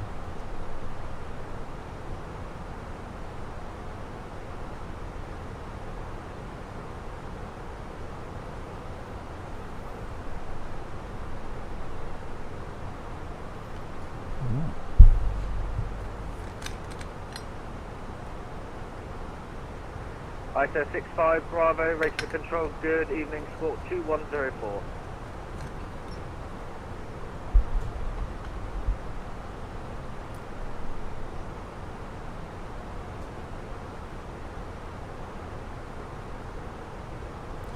Regarding the subscriber or subscriber and YouTube, so subscriber Twitch and YouTube members stream tomorrow. Good evening. What time would be best for you guys?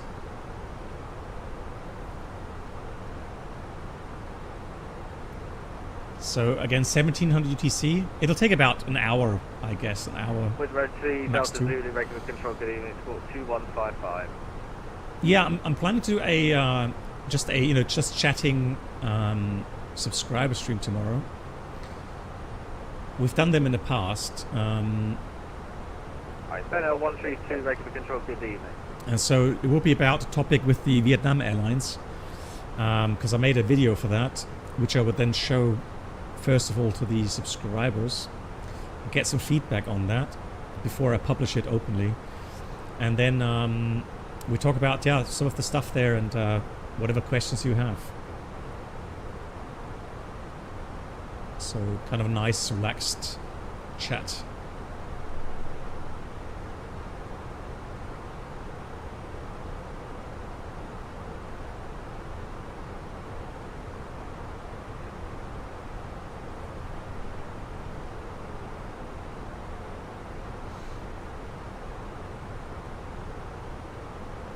Alright, 456, say again, please. So if there's no other, wishes for the timing. 456, sorry about that, climb flight level 380. 1600, okay, yeah. Yeah, we could do 1600 as well, yeah. No problem. I'm flexible in that regard.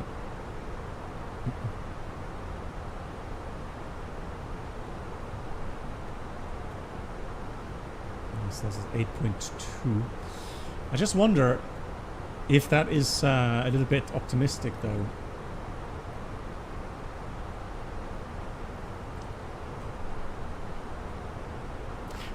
I'm not sure if I'm able earlier, but 1600 UTC should be okay for me.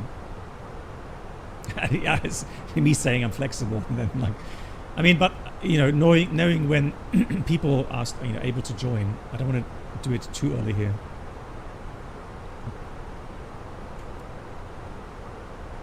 Oh yeah, equi-time point. Let's do something in that regard. So, let's go data, equi-time point, and then of course, now there's an airport we could use.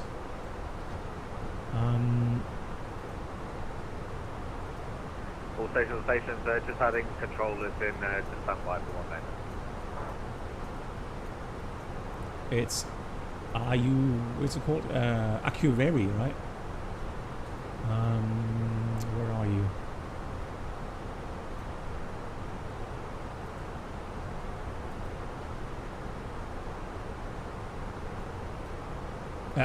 Egelstadio, that's the one. So potentially, let's get the weather for Egelstadio. Search Bravo India Echo Golf. If that's approachable, then we may as well take that one. Weather 24013, light rain, few 5000. Looks good. And it offers a approach ILS 03 or an RNF 21. So RNF 21 sounds good to me. Alright, so I'm going to take Bravo India Echo Golf and Echo. Right, Baltic 7703, contact Reykjavik Control 126. Now the wind 750. 240-50, let's say. We'll keep that 240-50. And so equitime point is Ice Air Tree 05, contact Reykjavik Control 126.750. so let's do fix info. Airline 402, contact Reykjavik Control 126.750. Let's do 175 miles. And then Vagar also 175 miles. There we go. Ilao 215, apologies for your delay there. So your clearance is to Keflavik on the Para 1 Delta departure. It's not dark at 16 UTC. Hey, Stormy Flyer. 1316. Yes, it's mostly crosswind, and that's why the equitime point is pretty much, pretty much in the middle there. Ilao 1215, read back correct. QNH 10. But I do want to get a bit higher now, because we are burning a bit much fuel around here.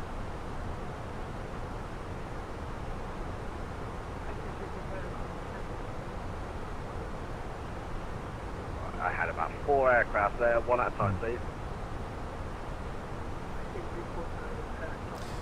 That's right. If he's so busy. Now, one thing I want to address though is the following. It's 345. Just our alternate is Keflavik. Okay. So that fuel is the minimum fuel for us to fly back on this routing.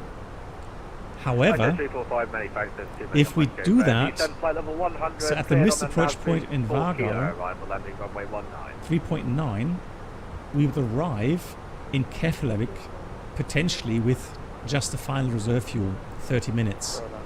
And if we see that we go below that, at any point we have to declare a fuel emergency. So to avoid doing that, what I'm going to do, I am going to enter the final reserve fuel of 1.8 tons in here. Right, and the alternate fuel is 3 tons. Good evening, stop time, flight level 220. So that now, wow, that's a bit much though. Extra time, 1 hour 40. ISAIR 4, correction, ISAIR 345, stop descent, flight level 3. Seems a bit much, really. But anyways, we have a good hour holding fuel, at least. So we don't have to worry. Right, T-cut is below. Storyfly, yeah, the flight is good. ISAIR 300, contact Reykjavik Control 126.750. Very good. Reykjavik Control 126.50, ISAIR 300, good job. Cheers. ISAIR 213, 310. ISAIR 213, just trying to spot you there, one moment. ISAIR 213, squawk ident, please.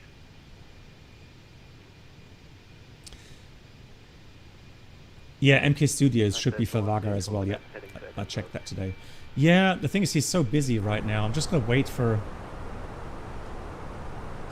ISA 65 Bravo, contact Reykjavik. Let me see if I can get in. 126.750.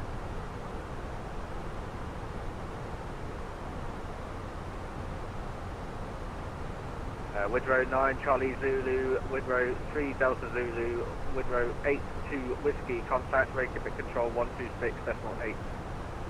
Correction, Oh. 126.750. Oh yeah, yeah. Reykjavik is now online as well. Please take the call. Fairline 401, not you. So that's 2675. So that will help him declutter a little bit. So Fairline 711 request.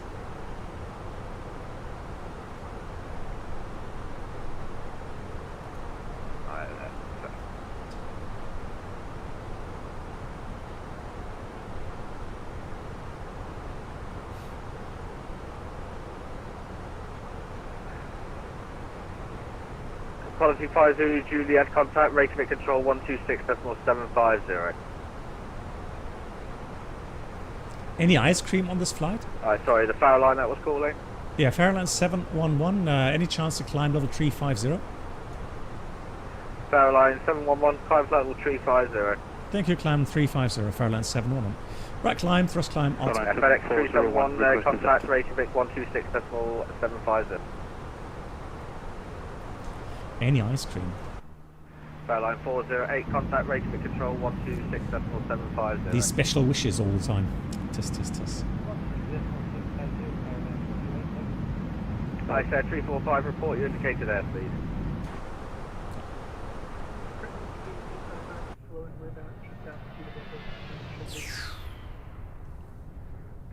That 215, taxi to backtrack, Yeah, line a bit up of runway crabbing 19, going on report there. ready. Bit of crabbing. Right. Cool. Oh, and did you hear, guys? Did you hear about the A380? I'm sure you did. The A380 Lufthansa A380 that landed short in Munich. Just couldn't believe it. So first you have an overrun, and then there's an aircraft landing short of the runway. But one thing I noticed straight away is the weather at the time Echo the 2103, Reykjavik Control, good occurrence. evening, climb flight level 320. So the wind, so the weather was at 1520, it was 250.12, but 1200 meters visibility, heavy thunderstorm rain, Climb flight level 2, correction 370. and then the META after that still had heavy rain showers, vicinity thunderstorms. So Fairline 401, contact Keflavik. very likely that was a contributing factor in that incident. But again, the BFU will look into that. Yeah. Oh really? You actually saw that, Pyrogoth? Yeah, we talked about this at the beginning, and you know, I think they were like in 10,000 feet. So I very much doubt that any of the fuel would reach the ground. But I'm sure it's not. It doesn't look comforting if you see an aircraft above you releasing a lot of fuel, right? Yeah. I said 345. Just trying to figure Yeah. out So again, where I you mean, are. wild times at the moment. I said 345. Descend flight level 120. Well, Jacob, let me ask you this way.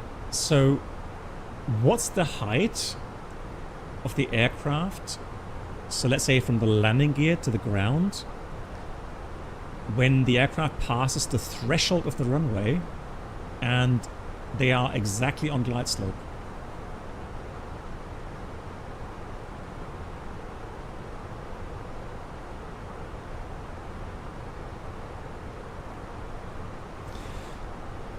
It should be 50, right? But I think for the A380, it depends on your pitch angle and your view out the window.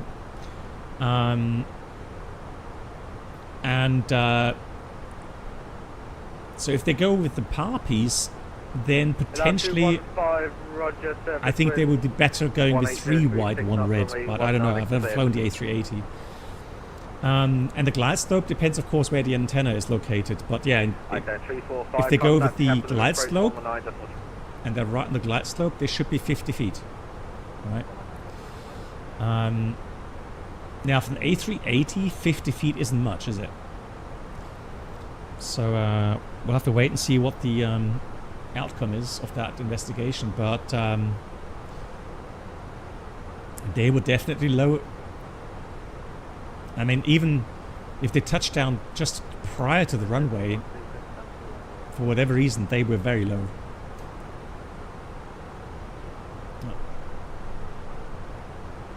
I said 213. Just give me squawk ident, please. I lost you. Yeah, it was either 9,000 or 10,000 feet. Maybe it was 9,000 above the ground. But I think on flight radar it showed 10,000. 1,000 feet to go. Now, another thing I'm interested to hear from the investigation is what I said 213, but you know, apologies. Made the flight crew decide to do 2 fly pasts of the tower. I understand that it won because, you know, they either had an indication with brakes and pressure on the tires because they hit something on the overrun, or Airline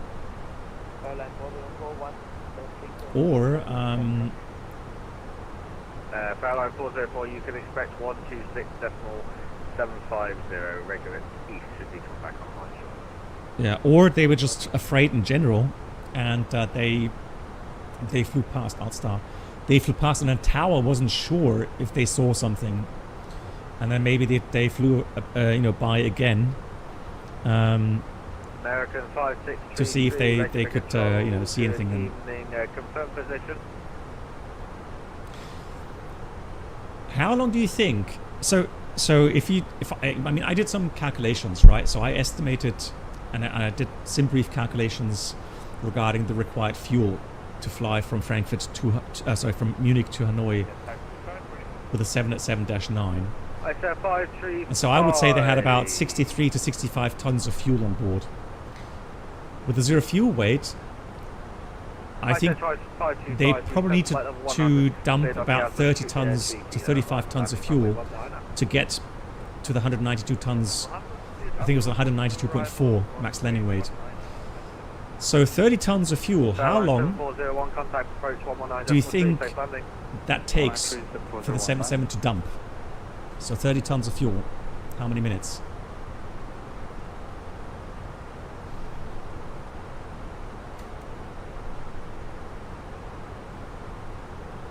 I really started smelling kerosene.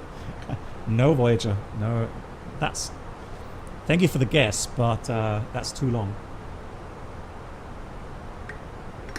Interesting. 45 minutes to 60 minutes, okay. 15, now 15 is a bit short. No, so so if you have fuel in the wing and center tank, it's about so it's 1,350 kilograms per minute. 1.3 tons per minute. So it takes about 22 to 25 minutes to dump 30 tons of fuel. If it's only wing in the only fuel in the wing tanks, then the rate goes down to about 500 to 600 kilograms per minute. And then it does take a lot longer.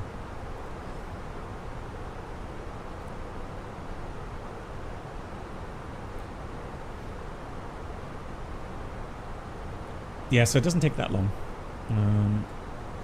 25, max 30 minutes, I would say. Yeah. Yeah, there was some video footage where it showed the fuel dumping, and it's actually quite a strong streak of fuel that comes out, or fuel vapor that comes out.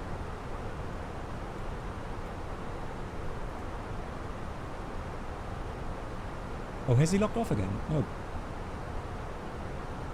Oh, he has. So Reykjavik is offline again. Lol. Okay. So the next would be the tower in Vagar. Okay. It would be good. I mean, if American 5633, apologies, you're identified on the radar. Yeah, if they had one more controller, because there's a lot of traffic. There's like 3 Widerøe.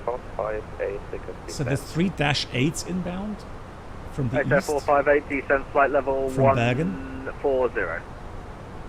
And then there's lots of aircraft inbound from Keflavik.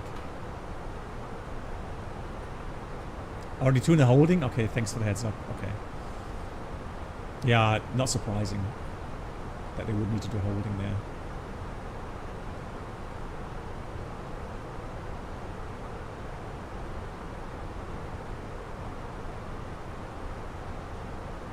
Yeah, but I think on VATSIM, I think they have a tower. So let me see, let me check the charts for that, what they actually offer.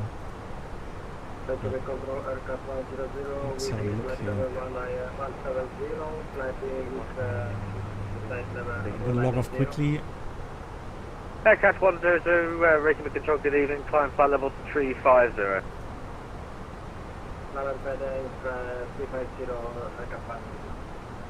Airline 414, parachute message.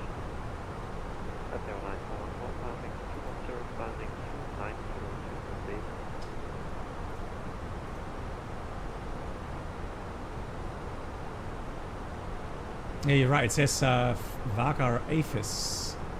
AFIS? And here's Reykjavik control. You are correct. Yeah, it probably doesn't have a tower. Yeah. Airline 414, manufacturer identified on the radar control, climb flight level 370. But here on VATSIM it says tower. But that's the, no, that's the Vagar AFIS. Yeah, Vagar information. So flight information service. 285, Reykjavik control, good evening, climb flight level 390. Area flight information service.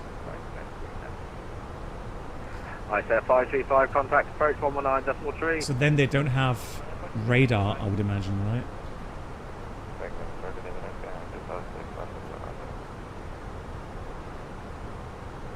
So we'll get a standard approach.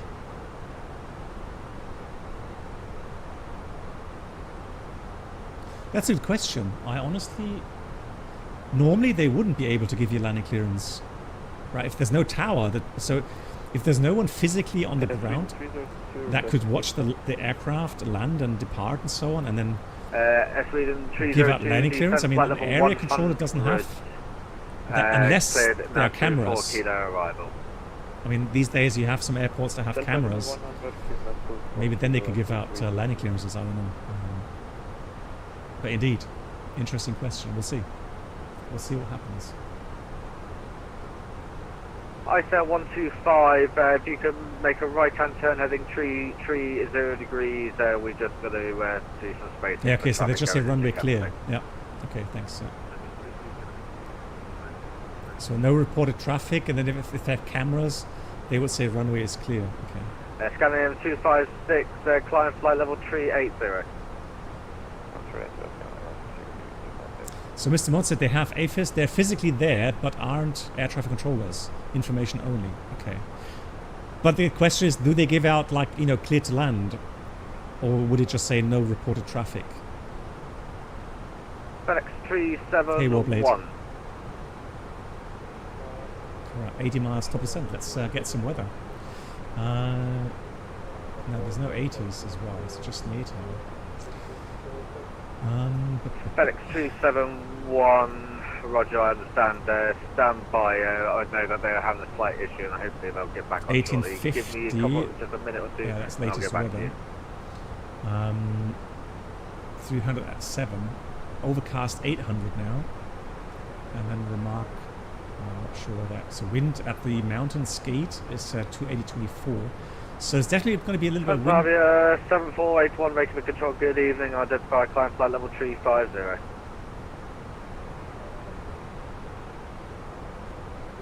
Oh, there we go. Iceland Control. Is that you then? You're going to be dead in a minute. This is how many traffic I have. I can imagine. So yeah, it's a shame that nobody else is helping out there. I say 125, contact approach 119.3. And you're on Vagar A320, so I'll talk to you in a minute. Well, in about 15 minutes. Okay. Yeah, but Bird East, they logged off, didn't they? I don't see them anymore. Yeah.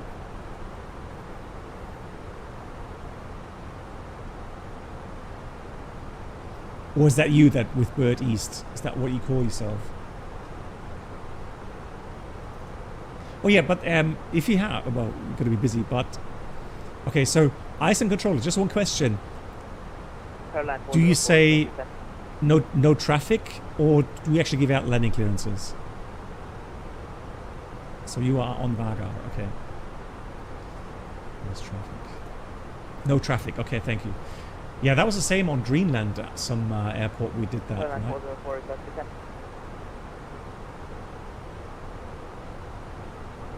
Okay, let's prepare. So it's going to be the ILS. Airline 404, was that you calling for descent? So we have a minimum. Descent flight level 140. Let me calculate the performance. So we have wet runway. All stations on the approach to Vagar. We're going to have another controller just coming in shortly. Excellent, excellent. Right. 109. Apply the METAR. Is that correct? Yep, 12 degrees, 109. Landing weight. We're going to weigh 64.5. So I'm going to assume max landing weight. Flat full. Auto thrust off. Standby. Yeah, we'll use max reverse and max manual. So we have. Right, Airline 404, contact 1428. Reykjavik Control 126.750. And factor 1642. And we have 1799. I said 458, contact Reykjavik 126. So that's not much buffer. So we can't flare for too long. Thank Okay. you so much. Enjoy the rest of your weekend. Bye bye. You see, quality and FedEx 126.750. Now the normal procedure is we're going to use auto brake medium initially, because that is proven to activate quicker than the pilot's activating max manual braking. So we're going to touch down, get the nose down, and then overpower the medium auto Airline brake. 711, contact Reykjavik 126.750. 26750, Fairline 711. Reykjavik Control hello, Vidro 9 Charlie Zulu, level 170, remain robo for the hold. Flyby! Reykjavik hello, Ice Air 458. Thank you so much for the 3 months. That's really kind. Thank you so much for that. Let me see. Vagar is 2485. Reykjavik hello, Vidro Zulu for the hold. Flight level 1. Holding. Hello, sir. Reykjavik hello, Vidro 82 Whiskey, level 190 robo holding. Hello, sir. Quality 5, good unit. Hello, sir. Assuming in the hold. Hey, sir. Thank you. Reykjavik, hello from Fairland 711, level 350. Hello, sir. Expect straight in. Expecting straight in. Okay. Control, Maybe VIP bonus, I don't know.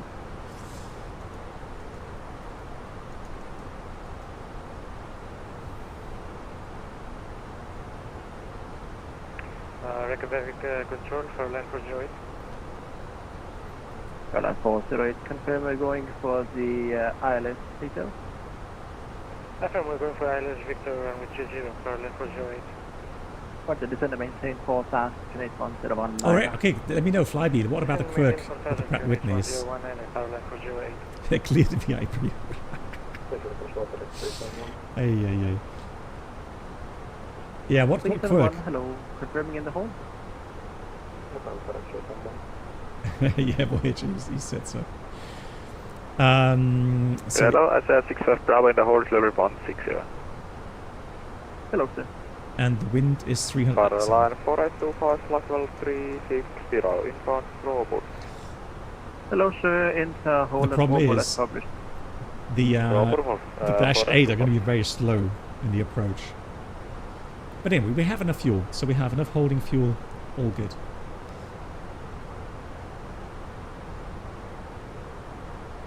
Apparently after engine shutdown with the Pratt Whitneys, they have to leave the aircraft powered for 20 minutes, but not with the leaps. So, okay, has to do with the bleed system. Someone, how long should they expect to be in the hold? Interesting. Because I mean, I did fly the Neos with the Pratt Whitneys, the event traffic has and that priority. means I'll get that maybe, yeah, they had that limit after I left the aircraft or the fleet. But interesting. I mean, you know, the 787. So once the either the Horizon mod comes out or the Vector 787 comes out, and most likely the Vector 787 should it, you know, simulate those systems that deeply as they are claiming it to do. I can tell you quite a few quirks there as well with the 787, especially with shutdown and you know. So parking and then waiting for the shutdown because of the very high powered electrical components in the aft electronic compartment that have a liquid cooling system to cool them. And depending on if you use 2 ground powers, APU power, or only 1 ground power, you have to wait. Yeah, you have to wait a long time to switch off the aircraft because it needs to cool after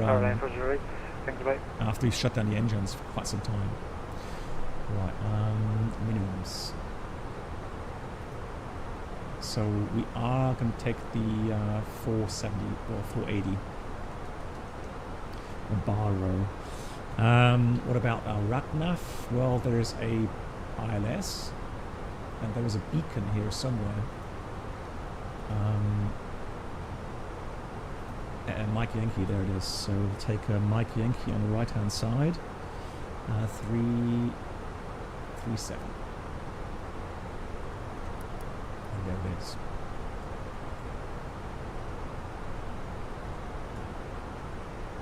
it is. Peak engineering. Well, let's see. 5 Zulu Juliet descend and maintain flight level 110. Flight level 110 for 20 minutes to go. And we have estimated approach time 17. Advise you? We'll be able to advise on you within the next 5 minutes. So that fuel, look at that. It says estimated 8.4. 65 Bravo, it's going to maintain. But we're already at 8.4. It doesn't make sense, does it? 140, 65 Bravo. Airline 711 standing by for descent. Airline 711, descend and maintain flight level 120. Descend, maintain level 120, Fairline 711. Right, I'm going to go open descent here. Right there, 458, descend and maintain flight level 7,000 feet, finish 1019 now. Down 7,000 feet, finish 1019, air profit 7 Airline 404, descend and maintain 7,000, finish 1019 now. 10,1019 now. Airline 404, thank you. Oh, actually, that's Mike Yankee. Disregard. Viderø 3 Delta Zulu, descend and maintain flight level 160. 160, Viderø 3 Delta. So, 350. Airline 4825, descend flight level 200. Flight level 200 for line 4825. Right. So I'm just going to draw in a couple of minimum sector altitudes because we have high terrain there, so it does make sense to do that so that we have a bit more situational awareness. It's going to be 080. Alrighty. On the progress page, just give me another backup distance. The runway threshold, and there we go.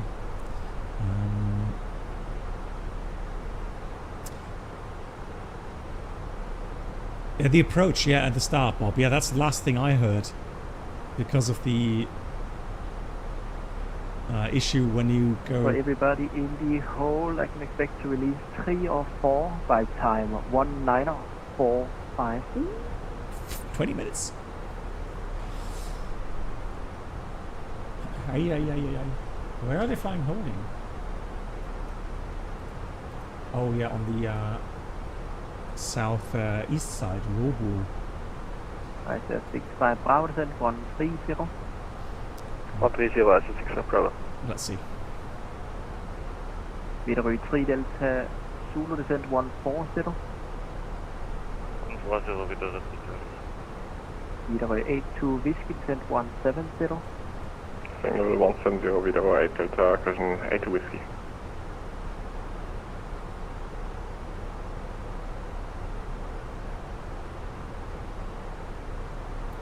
So Victor 30. Let's get the ILS already switched on because we do expect a DME distance at some. 458 clear to descent below controlled airspace. Contact Vagar information 124. So we have 50 miles from Markney, 15,000 feet. 485, ISR 458. Thank you very much for the ATC. Enjoy the rest of the weekend for that. Airline 404, report indicated speed. Briefing. Sorry, Airline 404, report indicated speed. So... Airline 404, 250. Hopefully, no holding. If we do get holding, Airline 404, it's 120 inbound, right-hand turns, and minimum holding altitude 4,000 feet. 240, 404. 230 knots maximum. Otherwise, we're going to go on the transition. 934, 932, 930, 908. I said 65 Bravo descent level 907 on the R. 120, 904. And 904 will start the final descent. Descent path 3.5 degrees. Viderø 82 Whiskey descent level 160. 30 inbound. 160, Viderø 8. Minimum 480 feet, and the missed approach Arnaf climbing 4,000 feet. Airline 404, we need to go faster. We to are join the very high on our Magni radar. So 4,000 feet it is. Airline 404, expect some radering, roger, turn right, heading... So we have a 150 meter buffer for the flare. Oh, actually... And then we have to go full reverse, it worked, max manual braking. Sorry for this. No worry, continue on the arrival. And then we're going to try to vacate quickly, and we're going to log off. 404, confirm you're going for the ILS or the INP? Quickly, because April will be full. ILS, Victor. Whiskey. Roger. Highest sector, 4,000 feet. Airline 404, roger, and that around the airport. To Otherwise, we have some sectors here. 220 knots or less. Airline 404, second. ISR 4. Well, actually, yeah. Where did I see that? Oh, that's here, the Zulu. Yeah, so if we take those other sectors, 29, 36, 4,000, but 4,000 is the highest, let's say it this way. Well, they do have RNP approaches, but I guess for simplicity reasons, and these approaches are authorization required approaches. And you can see that they are definitely challenging as well. Curved approaches. Well, some of them are. This is straight in. But even steeper, 3.6 degrees. And then the minimums are higher. So yeah, the ILS is the best option, really.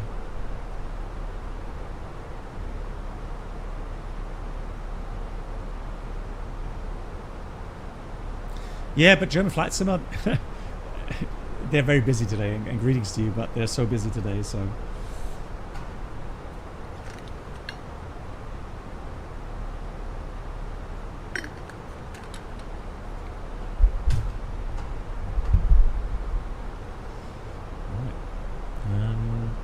It's very quiet, I mean, for the fact that they have holdings going on. Now I have to confirm that we are, you know. BW 3 Delta Zulu send 130. He said 120, didn't he? Why am I? 120 Delta. 120 blue. I'm going to confirm that. And Fairline 711. Do we need to enter holding at Magni? 711, expect straight in. Okay, expect straight in, and we are cleared level 120. Just confirm Fairline 711. That is correct. Expect the ILS for 30. Okay, so expect the ILS runway 30. Copied Fairline 71. No holding. Now that's how pros do it.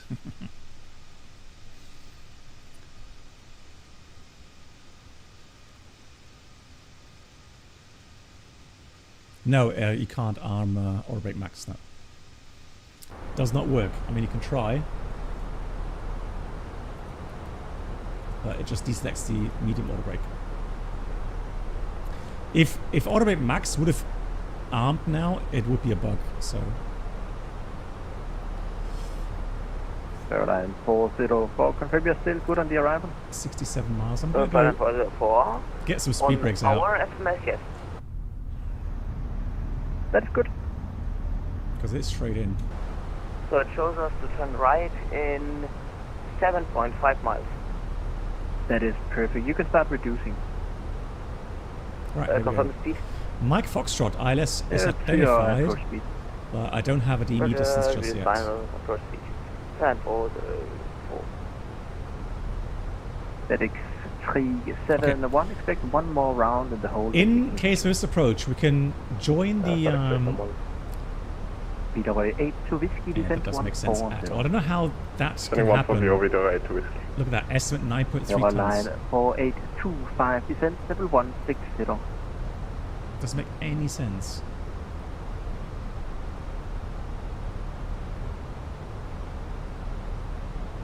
Line 711, descent 7,000 feet, local QNH 1019. Descending 7,000, QNH 1019, Fairline 710. Right, 7,000, 1019. Let's read the checklist. Road checklist, Barrow Ref 1019, passing 13.5, seatbelts. Oops, no, seatbelts on. And then we have minimum bar row 480 feet. Auto brake is medium. Planning for max manual braking. Engine mode selector is normal, and that's the approach checklist. Control, hello, Airline 406, checking in 370. Oh yeah, look at that. Airline 406. Ground contact. So what? It was supposed to be. Hang on. Expect ILS runway 3. Let's make sweater. Can you confirm again the cleared flight level? 120. Overcast 600. Okay, descend flight level 120 and expecting ILS for 130. Let's see. Approach Airline 406. We'll see what Microsoft makes of it. Was a bit close with the aircraft turning final now.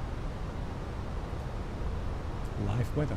As a 65 Bravo, yes indeed, 950 feet.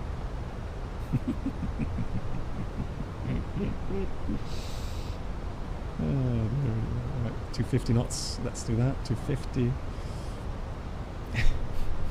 GG's. I like sense of humor. 404. Contact Vagar. Information 124.58. 124.580. We're in lifetime. It's still bright.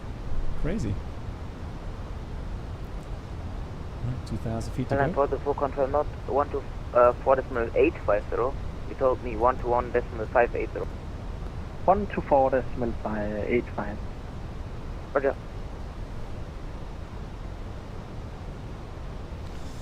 Okay, so here we have weather radar. Let's do that back to calibrated. And then this side, we're going to go with terrain. Line 482, what altitude is going to be expect in the hold? Airline 4825, descent, flight level 150. Is that the airport? Flight level That's the 150, airport. Line 482. That is overcast 600 in Microsoft. Airline 711, you're clear to descend below controlled airspace. Contact Keflavik information 124.85. That's copied, and contact 14485, Fairline 711. Reykjavik information from Fairline 711. Currently inbound Victor Golf 930 for the ILS Victor 30. 711, hello. Do you have the weather information at Vagar? Yes, so currently I can read 600 feet overcast and the wind 300 at 7. Roger, good. Can you report over waypoint Victor Golf 930? We got 2 traffic on the final. Okay, I'll call you Victor Golf 930, Fairline 711. Right, so we got that 4. Vagar information, ICE 300, stand 1 type Airbus A320, Keflavik to Keflavik, and QNH 1019. ICE 300, hello, you're cleared control clear shield by the runway 30, meet 2 Bravo departure, climb by the 10, flight low 290. How are you doing? And score for me. Hi, Captain. The cabin is now secure for landing. Thank you. Let me see, I need to recycle your score. Give me 2. 4. Yeah, so again, I don't know, it's... Clear to... I mean, I'm happy for you guys that you can see the beautiful scenery. My 2 Bravo but again, that's the airport. Flight level 290 and where's the overcast 600? ICE 300. ICE 300, Reaper correct. Slot time of yours is 1946 Zulu. Roger.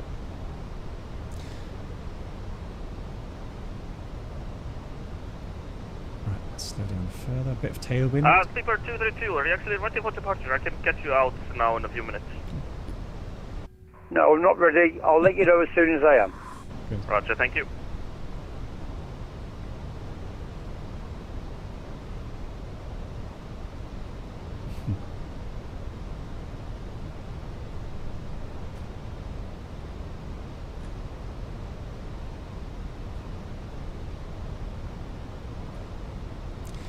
At the moment, I honestly, the 1590 here in Germany costs 5,000 plus euros. I'm not paying that.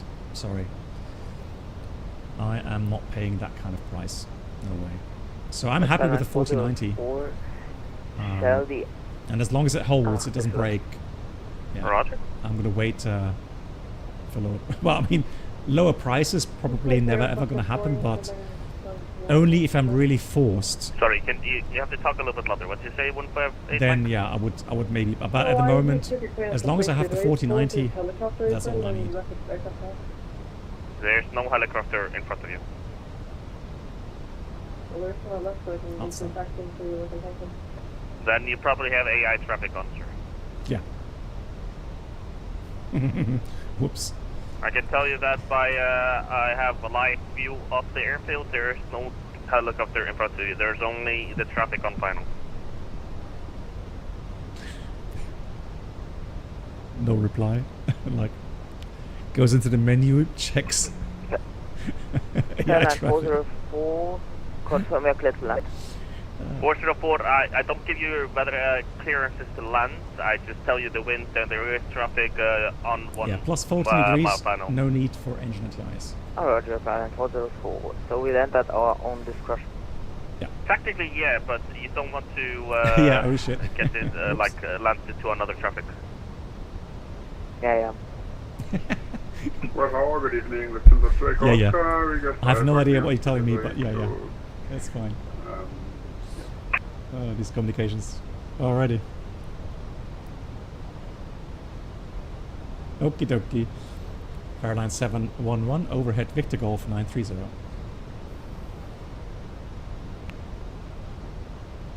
Airline 711, Roger, report on 10 mile final for me.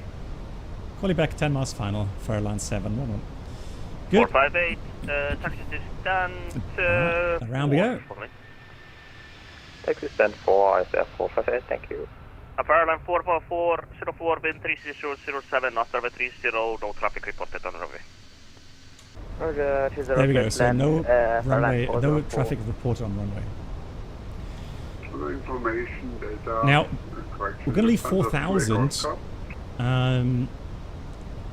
So it's fairly high up. The elevation for the runway is only 235 feet. But we still need a bit of drag, although we have a bit of headwind, but yeah, at least flaps 3. So I'm planning gear up at flaps 3. Alright, approach phase is now active. 4106. Here comes flaps 1. To the takeoff cast, 4106, thank you. Slowing down. And Lufthansa 2 Echo Oscar, start time at 19470. Hey, Stoffer. Listen to the takeoff, 1947. Oh, really? So, IRL, there's a control strike in Norway. Ready for push and start. Haven't heard that for ages. 232, Roger. Push on your own discretion, report ready for taxi. Thank you.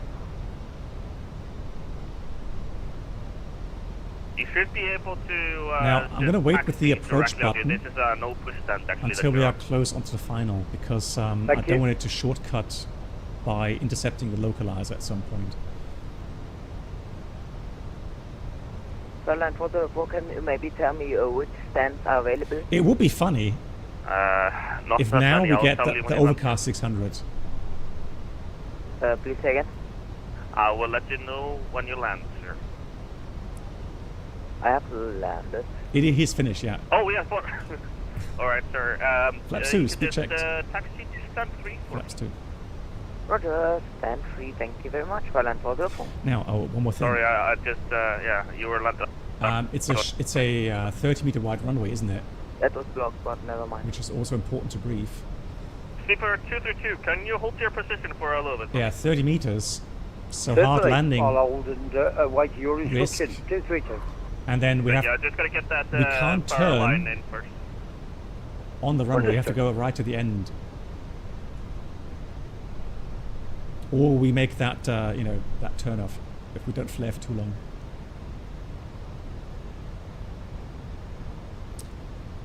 Okay, no worries. Yeah.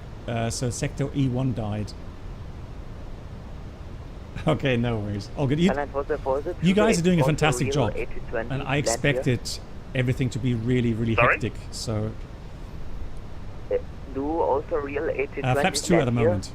I have no idea if A220s land here. I know that 320s and Dashes come here regularly, but I'm not sure about other planes. Yeah, exactly. Oh, there we go. Roger, thank you. And I know there's one cargo 757 that does flights down to UK. Wow! Imagine that! Oh my god, on such a small runway. Voyager, thank you so much for gifting us the up. 757 is a very powerful aircraft, if you knew about it. Can you just please expedite for me? We have a lot of... How do you pronounce it? Jerry or...? Yes. There we go, localizer live. Information FedEx 371 over 13 miles. Oh, nice orange. FedEx 371, hello. Orange glow. Yeah, there you are. Report. Oh, there we go. Look at that. Now we have to overcast 600. You want to bet? We'll go FedEx 371. Lockstar, here comes approach. So we have Cat through dual, autopilot 1+2. Flat slope armed.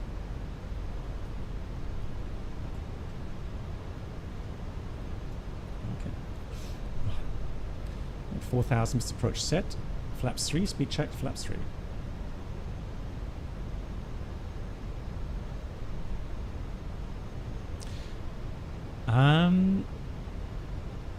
Wow, look at that. Look at the... Silent for the first taxi, not stand 3.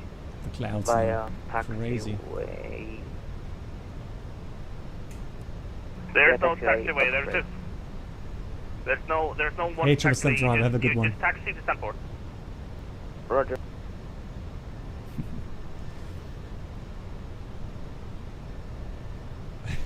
The overcast refers to sunlight, probably. Well, now we got the clouds, and I mean, it looks very pretty, doesn't it?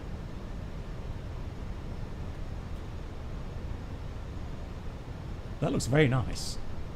But I think I can see the runway lights already. That's fine. Flat stop start. Airline 711, 10 miles from the runway.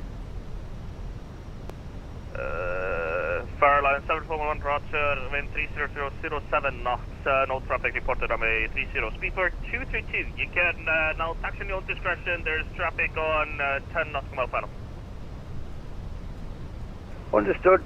I'll taxi. Hey Mark, thank you so much I'll for the super chat. And see what the. Thank you so much. I'm sorry there's no jingle here for some reason. I'm going to try to fix that, but thank you so much for the £2. Much appreciated for the support. On final, 4,000 missed approach is set. Let's go. No, not yet. Set right. There we go. Good evening. Quality 50 Juliet. So no reported traffic. 4,000 feet. Intentions dial to runway 30. Intentions. Okay, good. Quality 57 Juliet, hello. Welcome out to the hold. There's 2 traffic on the final. So you are number 3, wind is 300 at 07 knots. Right, let's go. Let's do some hand flying. Many flights. Roger, quality 5 Cat 1. traffic information. Now distance at 20. Wind is okay, not too bad. We continue. Okay, manage speed already. Oh. 371 established 12.5 miles.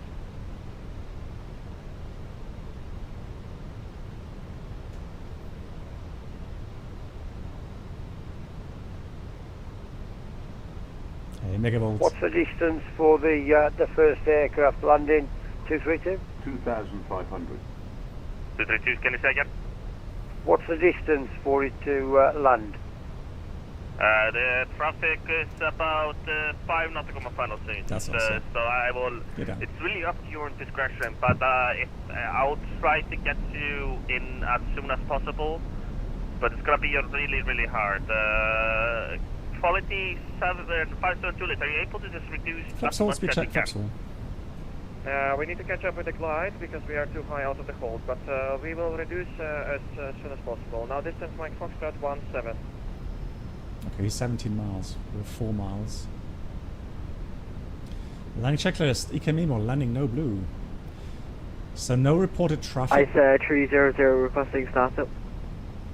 ICE 300 startup on your own discretion, report starting with taxi, but there's going to be a little bit of wait. I got too many people inbound. Okay, roger that. So 1 red, 3 white, that's fine with me. Fever 232, yeah, traffic on final. We're gonna do something fun and we're gonna improve it a little bit because I got 3 people on final. So the 2 aircraft just have to taxi a little bit on the grass to get past the seabirds.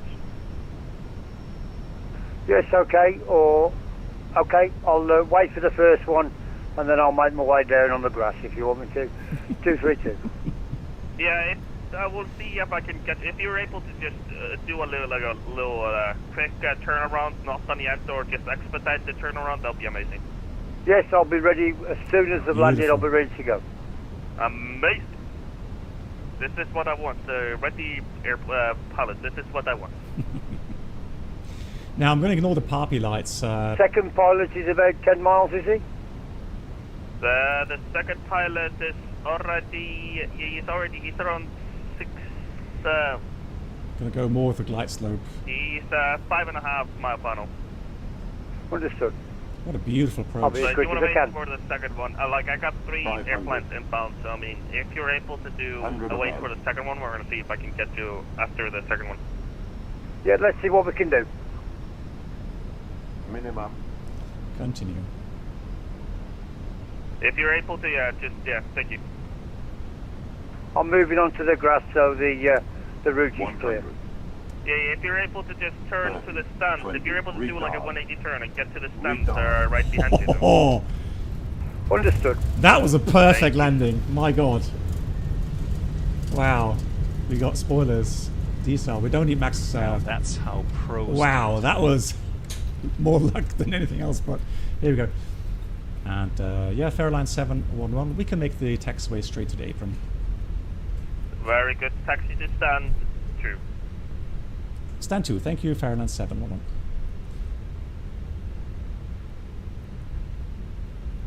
Yes, before 232. So sorry about that, but yeah, like I said, I can't really control the traffic, so it's really hard to.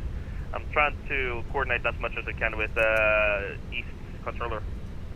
We can work together and we can all get out. 232. I'm okay where I am. That's the spirit. Amazing. That is the spirit. I like his attitude. Very nice. So stand 2 should be. Let's check. Quality 57 Julie, can second. Request QNH and wind check. Quality 5 Juliet, wind is 300, Oh, no, it's down here. 07 knots. It's down there. Copy QNH 1019, quality 5 Juliet, Mike Foxtrot distance. Most British Brit ever, I agree. I agree. There we go. Alrighty. ICE 300, are we able to get out after the second aircraft on final? So again, hats off. Well, that is Sleeper 232 turn. Fantastic controlling today here. Really, really good. So if you can just be able to, on your stance, if you can able to get on the taxiway, then it'll be amazing. So you're ready, sir. Brake temps, hang on. Okay, we'll do a little 180. It's going to take a Come while. and move across the airfield by the speedbird. Right, here's 2, so we've got to go right a bit.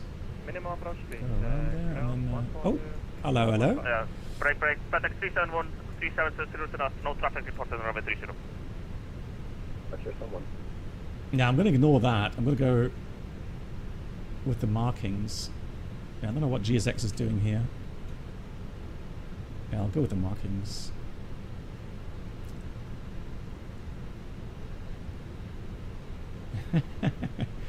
Control, hello, Airline 406, descending through 11, stands for 5000. 4606, roger. Report tower, report call 906. Okay, we'll brief for, we are... After the traffic has been taken, you can actually move towards off the runway.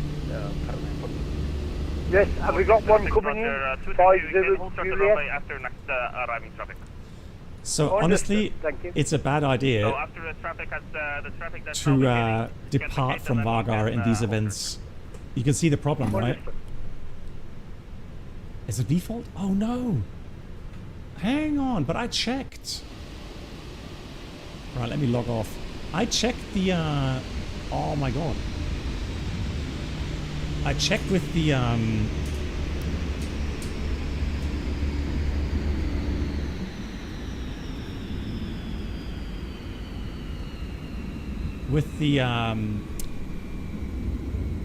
scenery linker, add-on linker.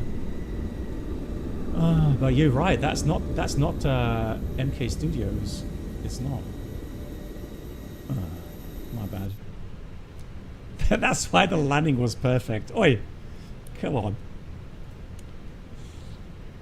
Right. There we go, and we can now read a checklist. So let's see. Yeah, after landing was missing, so that is off, and park brake, shock park brake is set, engines are off, and fuel pumps have to go off here as well. And then we have the parking checklist completed. Well, that is so annoying. And because, you know, when I did the approach here, I saw the scenery and I thought, yeah, that's the payware scenery. Right? I didn't think that was going to be the standard Microsoft scenery. Like, seriously, hang on. Let me just have a look what's going on. Maybe it's a double scenery or something. Yeah, I should have deactivated the other one maybe. Hang on.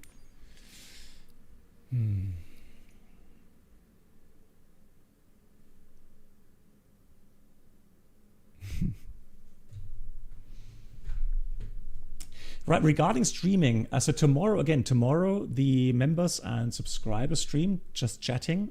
We'll talk about my upcoming 2 videos and the incident of the Vietnam Airlines 787. And then next week is Monday. Next regular stream is Monday already. And then probably Friday and Saturday. Saturday for sure again. Because of that Across Africa event. Oh no. What did I see? Oh, what did I see?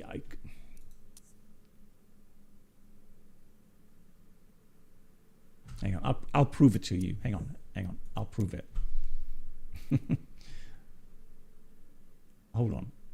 This is annoying.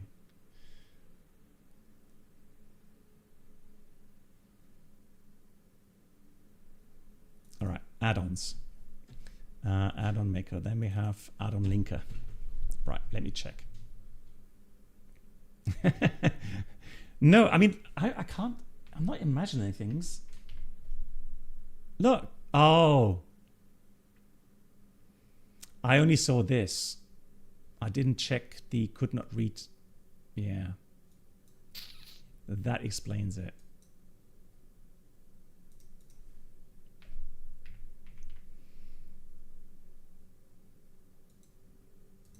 Actually, this one here.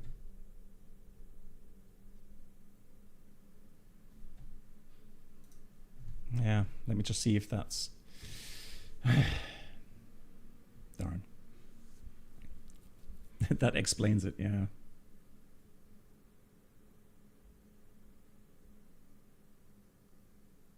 But also, I would be interested to find out what the weather looks like in X-Plane right now.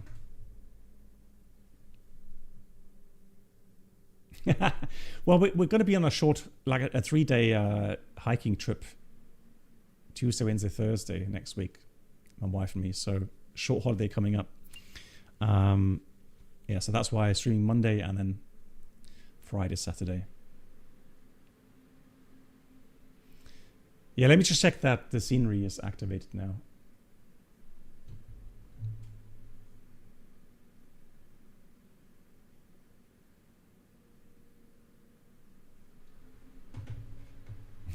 Extreme, no.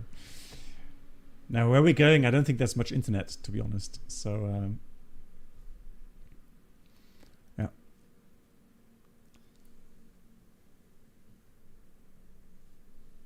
TV, yeah, well, sorry. Like, oh. It's frustrating. So I did check, okay, scenery, and I saw, okay, it's there, but I didn't read that the JSON file isn't able to be read, so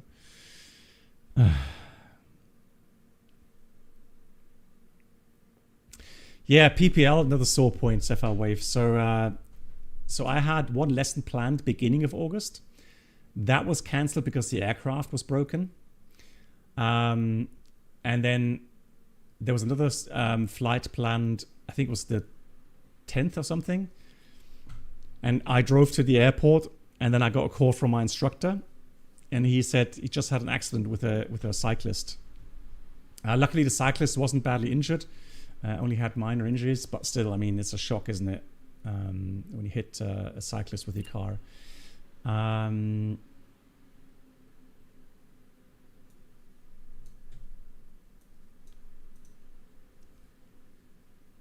Yeah, and yeah, so then again, cancel. So now the next plan. Oh, hang on. What's happening here? So the next plan is.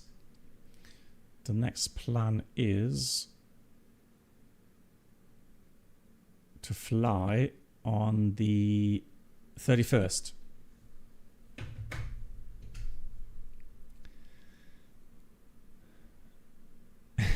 Yeah, so I tell students always read the sentence to the end. Yeah, thank you.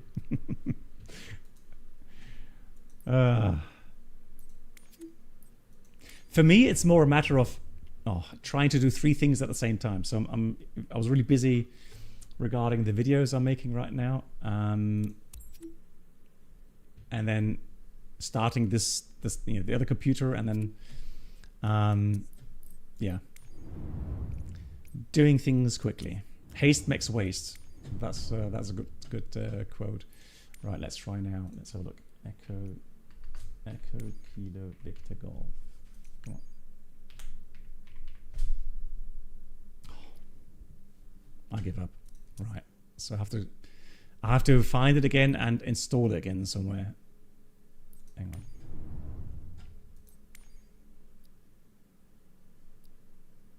Yeah, but I mean, next time, I promise. So let's have a look what looks like an X-plane just for the weather, because it would be interesting. No, I think the problem is still that Here it still says that it can't read the manifest. Yeah, no, something. I need to reinstall that completely. Yeah, something goes wrong there. Yeah. Got it. So let's start that. Yeah, I'll need to check. Like I said, I probably haven't installed it correctly. I mean, because my main hard drive is running full. So I had to move some files, and I guess maybe then it's not linked properly anymore. MK Studios. All right, yeah. So maybe then, yeah, I guess.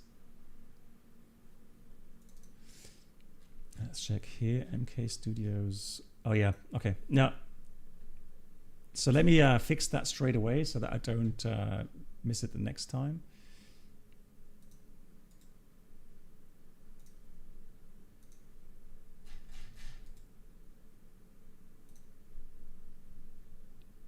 So let's see.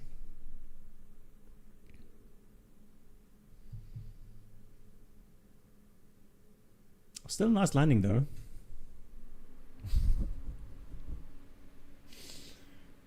You can complain all you like.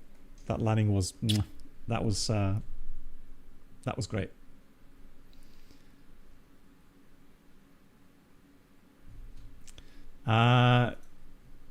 So you don't like Vagar there? Okay. I mean, I should have a scenery for it. Real world weather, there we go. Let's ignore that. You can retire after this landing, exactly. Just like my Cape Town landing. Oh, that was so good. So, man, I'm so glad I didn't slam my last landing IRL. Because if I had, oh, I would be so annoyed. Oh, nice. Landed end 11 yesterday, minus 52. That's a good one. GG's. In X-Plane or on Microsoft? Doesn't really make a difference, but just curious to see. Pure luck. Walk around system. An update is available. To discover what's new, go to plugins.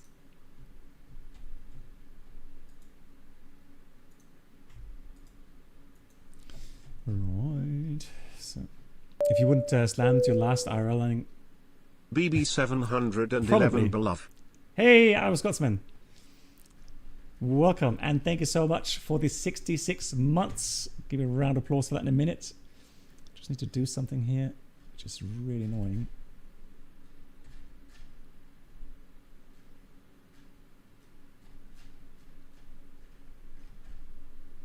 All right. So walk around. Yeah, I don't know why. I don't want to update right now. So it's just going to ignore me now. Right. So then view. Let's go with drone. Now Avianca, very fitting. Okay. So overcast 600. Yeah, there we go. Look. That is more like overcast 600, right?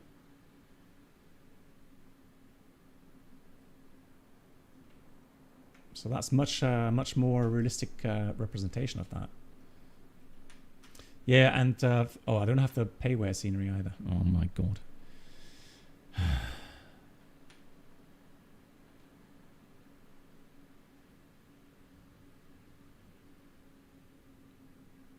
You've got to be kidding me. Yeah, like seriously. But at least I didn't plan to fly here in X-Plane, okay? You gotta give me that run. Let me see where we break out of the clouds. Still going up.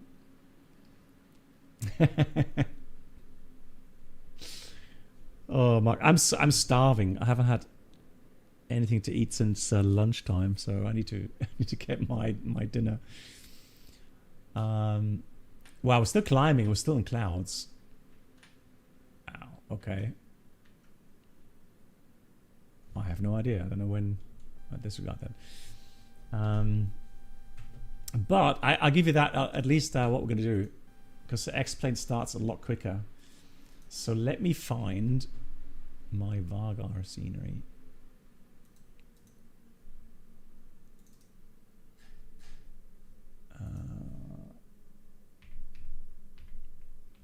Vagar.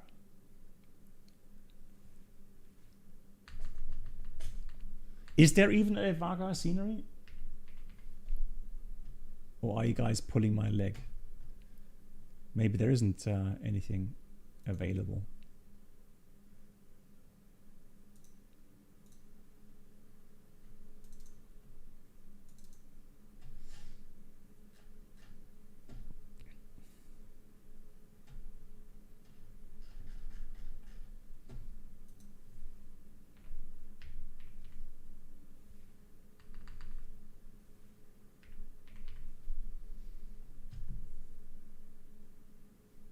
I'm not seeing anything regarding Vagar scenery. Oh, it's the Faroes. Hang on. Okay. Hang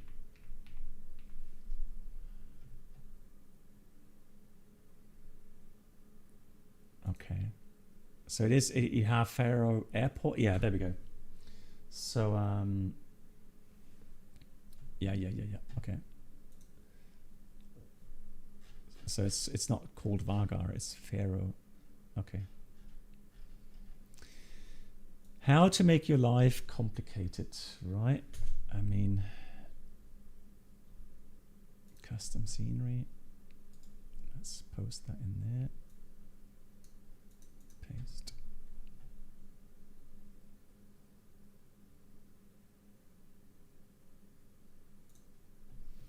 Let me just create the scenery config file.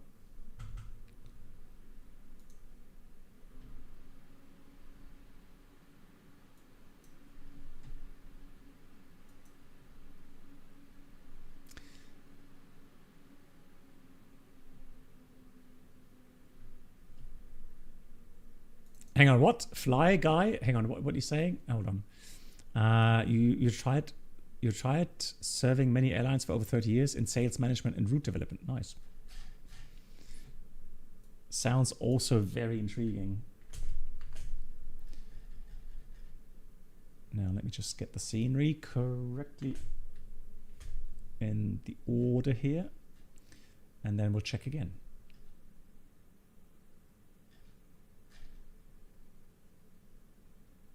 There it is. Found you.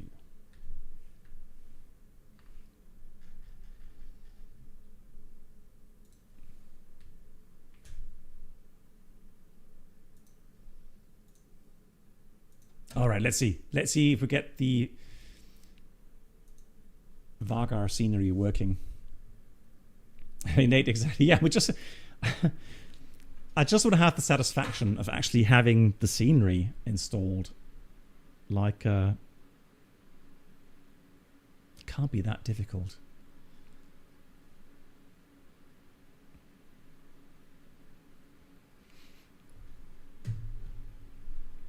Right, let's see. Let's ignore that and then let's go.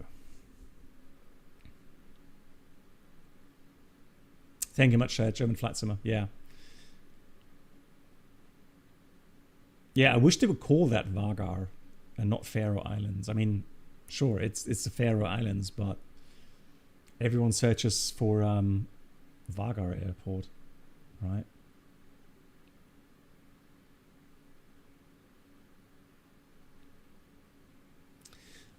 No X-plane season. Walk around system. An update is available. Feels to discover complete what's without new, go to plugins, reordering. walkarounds, Okay. options, update notes.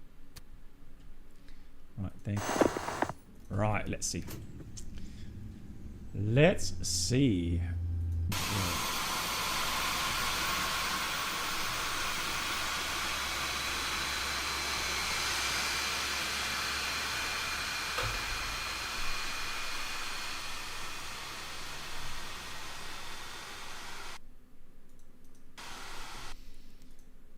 Right. Did anybody ever say that flight simming is easy? It's not. Right, let's see. Faroe Islands overlay. Oh, I'm an idiot. Sorry. It's the wrong order. I had the airport below the terrain.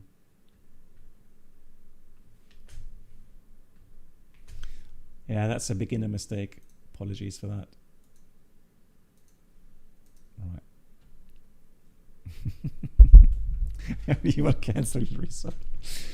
Let me see. I'll try to find out how that works. Man.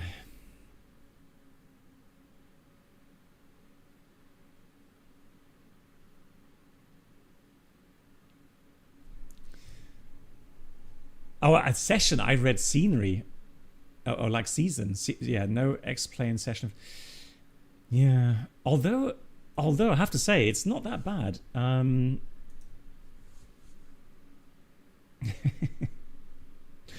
Mark, I fully agree. If you know someone, let me know. Like, yeah,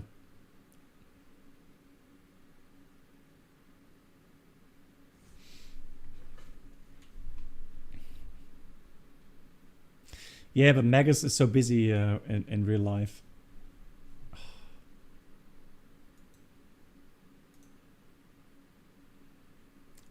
Oh, I give up. Guys, I give up. I'm sorry. I honestly don't know what else I need to do to get this running. Anyhow, guys, thank you so much for watching. No, 24-hour streaming coming. So yeah, I'll be back on tomorrow with the subscriber stream, a membership stream tomorrow at 1600 UTC, and then Monday is the next regular stream. Yeah, guys, enjoy your evening as well, and then have a great Sunday.